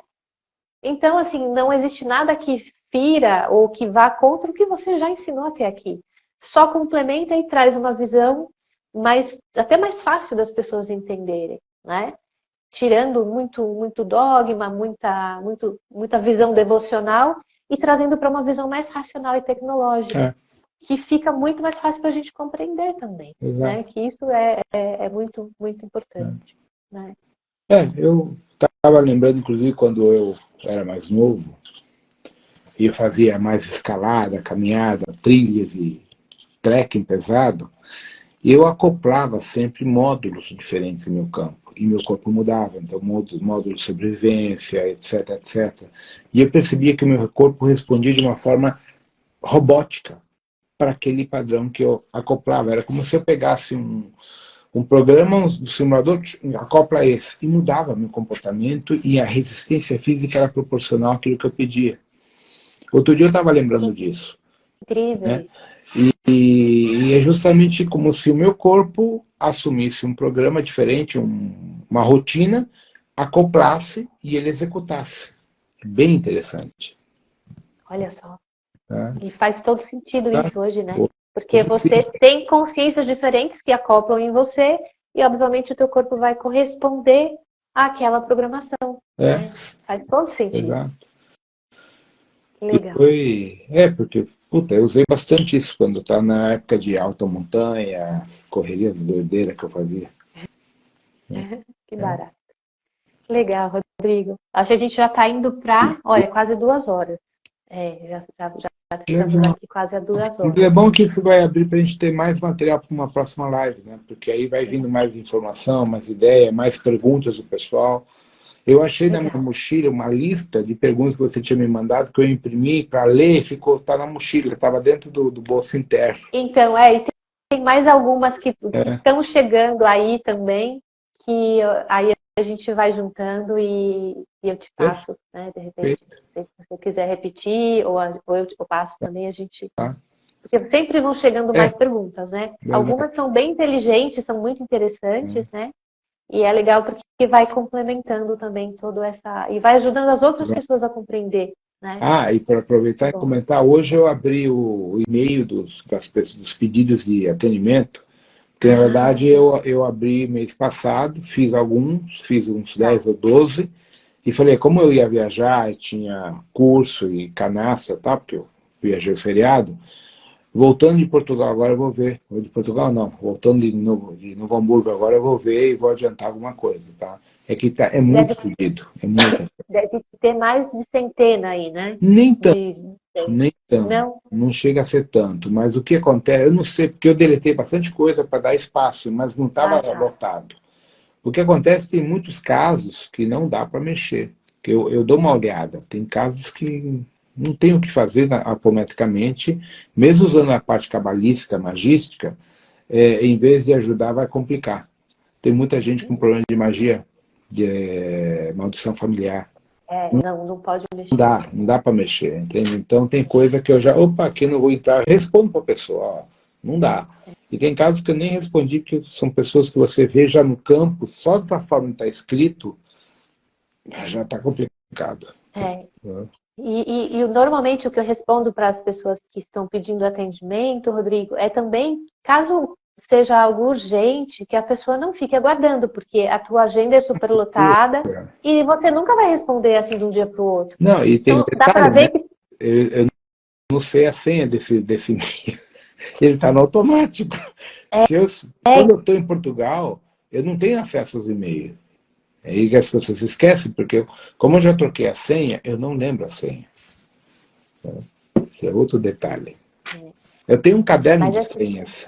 Imagina. Então, para essas pessoas que têm casos urgentes, problemas de saúde, né, não fica aguardando, né? Vai buscar outras, né? Vai buscar tratamento, outras alternativas, né? Mas tem pessoas que estão desesperadas, né? Exato, houveram várias pessoas que estavam com problema de diabetes, de hipertensão. Eu falei, gente, isso é parte clínica. Vai buscar tratamento. Ou seja, a pessoa quer que eu baixe índice glicêmico apometricamente. Não tem como. Teve algumas coisas que eu expliquei, se é problema de alimentação, procura um nutricionista, procura um médico para você aprender a cuidar da diabetes, da hipertensão, disso, não sei o quê. Então, houveram vários casos clínicos que as pessoas queriam milagre, não tem como fazer. Né? Então, e fica de acordo com a tua disponibilidade, né, Rodrigo? As pessoas não podem achar que você vai responder rapidamente, né? Então, é quando você estiver disponível, né? Então, semana que vem, já vou dar uma olhada, já vou responder. Hoje eu respondi 3 ou 4 só, que como foi antes de a gente começar a live, né? Mas, assim, que as pessoas entendam. Quando vocês tiverem um problema clínico, tá? O que eu faço é dar um aporte, um suporte, desde que você esteja fazendo a parte médica. Sim. Então, vamos supor que você tem um problema de saúde, você já está tratando com o médico, não importa a área que seja, eu posso tentar dar um suporte energético. Agora, não vai esperar que eu vá conseguir resolver um problema clínico sozinho, porque é um conjunto que um complementa o outro. Não, nunca, imagina. É uma responsabilidade muito grande, as pessoas têm que buscar atendimento, não dá para ficar contando apenas com a parte energética, vibracional e espiritual. Aí vem uma frase importante que as pessoas não entendem. O que é da terra, o que é do céu, do céu. Então, a energia espiritual pode ajudar? Pode, mas você tem que fazer a sua parte material. Entende? Então, pessoas com questões clínicas, médicas, precisam de um apoio médico. Tá? Eu já cansei de colocar disponível o contato da doutora Cláudia, o doutor Pablo, a Fernanda de Torres também, sempre que eu posso compartilhar coisa dela, da Letícia, quando aparece, compartilha. Aqui está a Isabela também, que é médica. Então, assim, tem várias pessoas que eu procuro enviar as pessoas para irem se tratando. Tá? Eu vou fazer o que eu posso como apoio energético, mas eu não posso assumir uma função que não é minha. Né? Sim, claro, sem dúvida nenhuma. Tá? Sem dúvida nenhuma. É isso aí. Perfeito. Tá bom, Rodrigo. Então a gente fica até obrigada, viu, mais uma vez. Tá ótimo. Obrigada a todo mundo que estava aí assistindo. Boa noite para todo mundo, gente. Obrigada, tchau, tchau. boa noite. Tchau, tchau.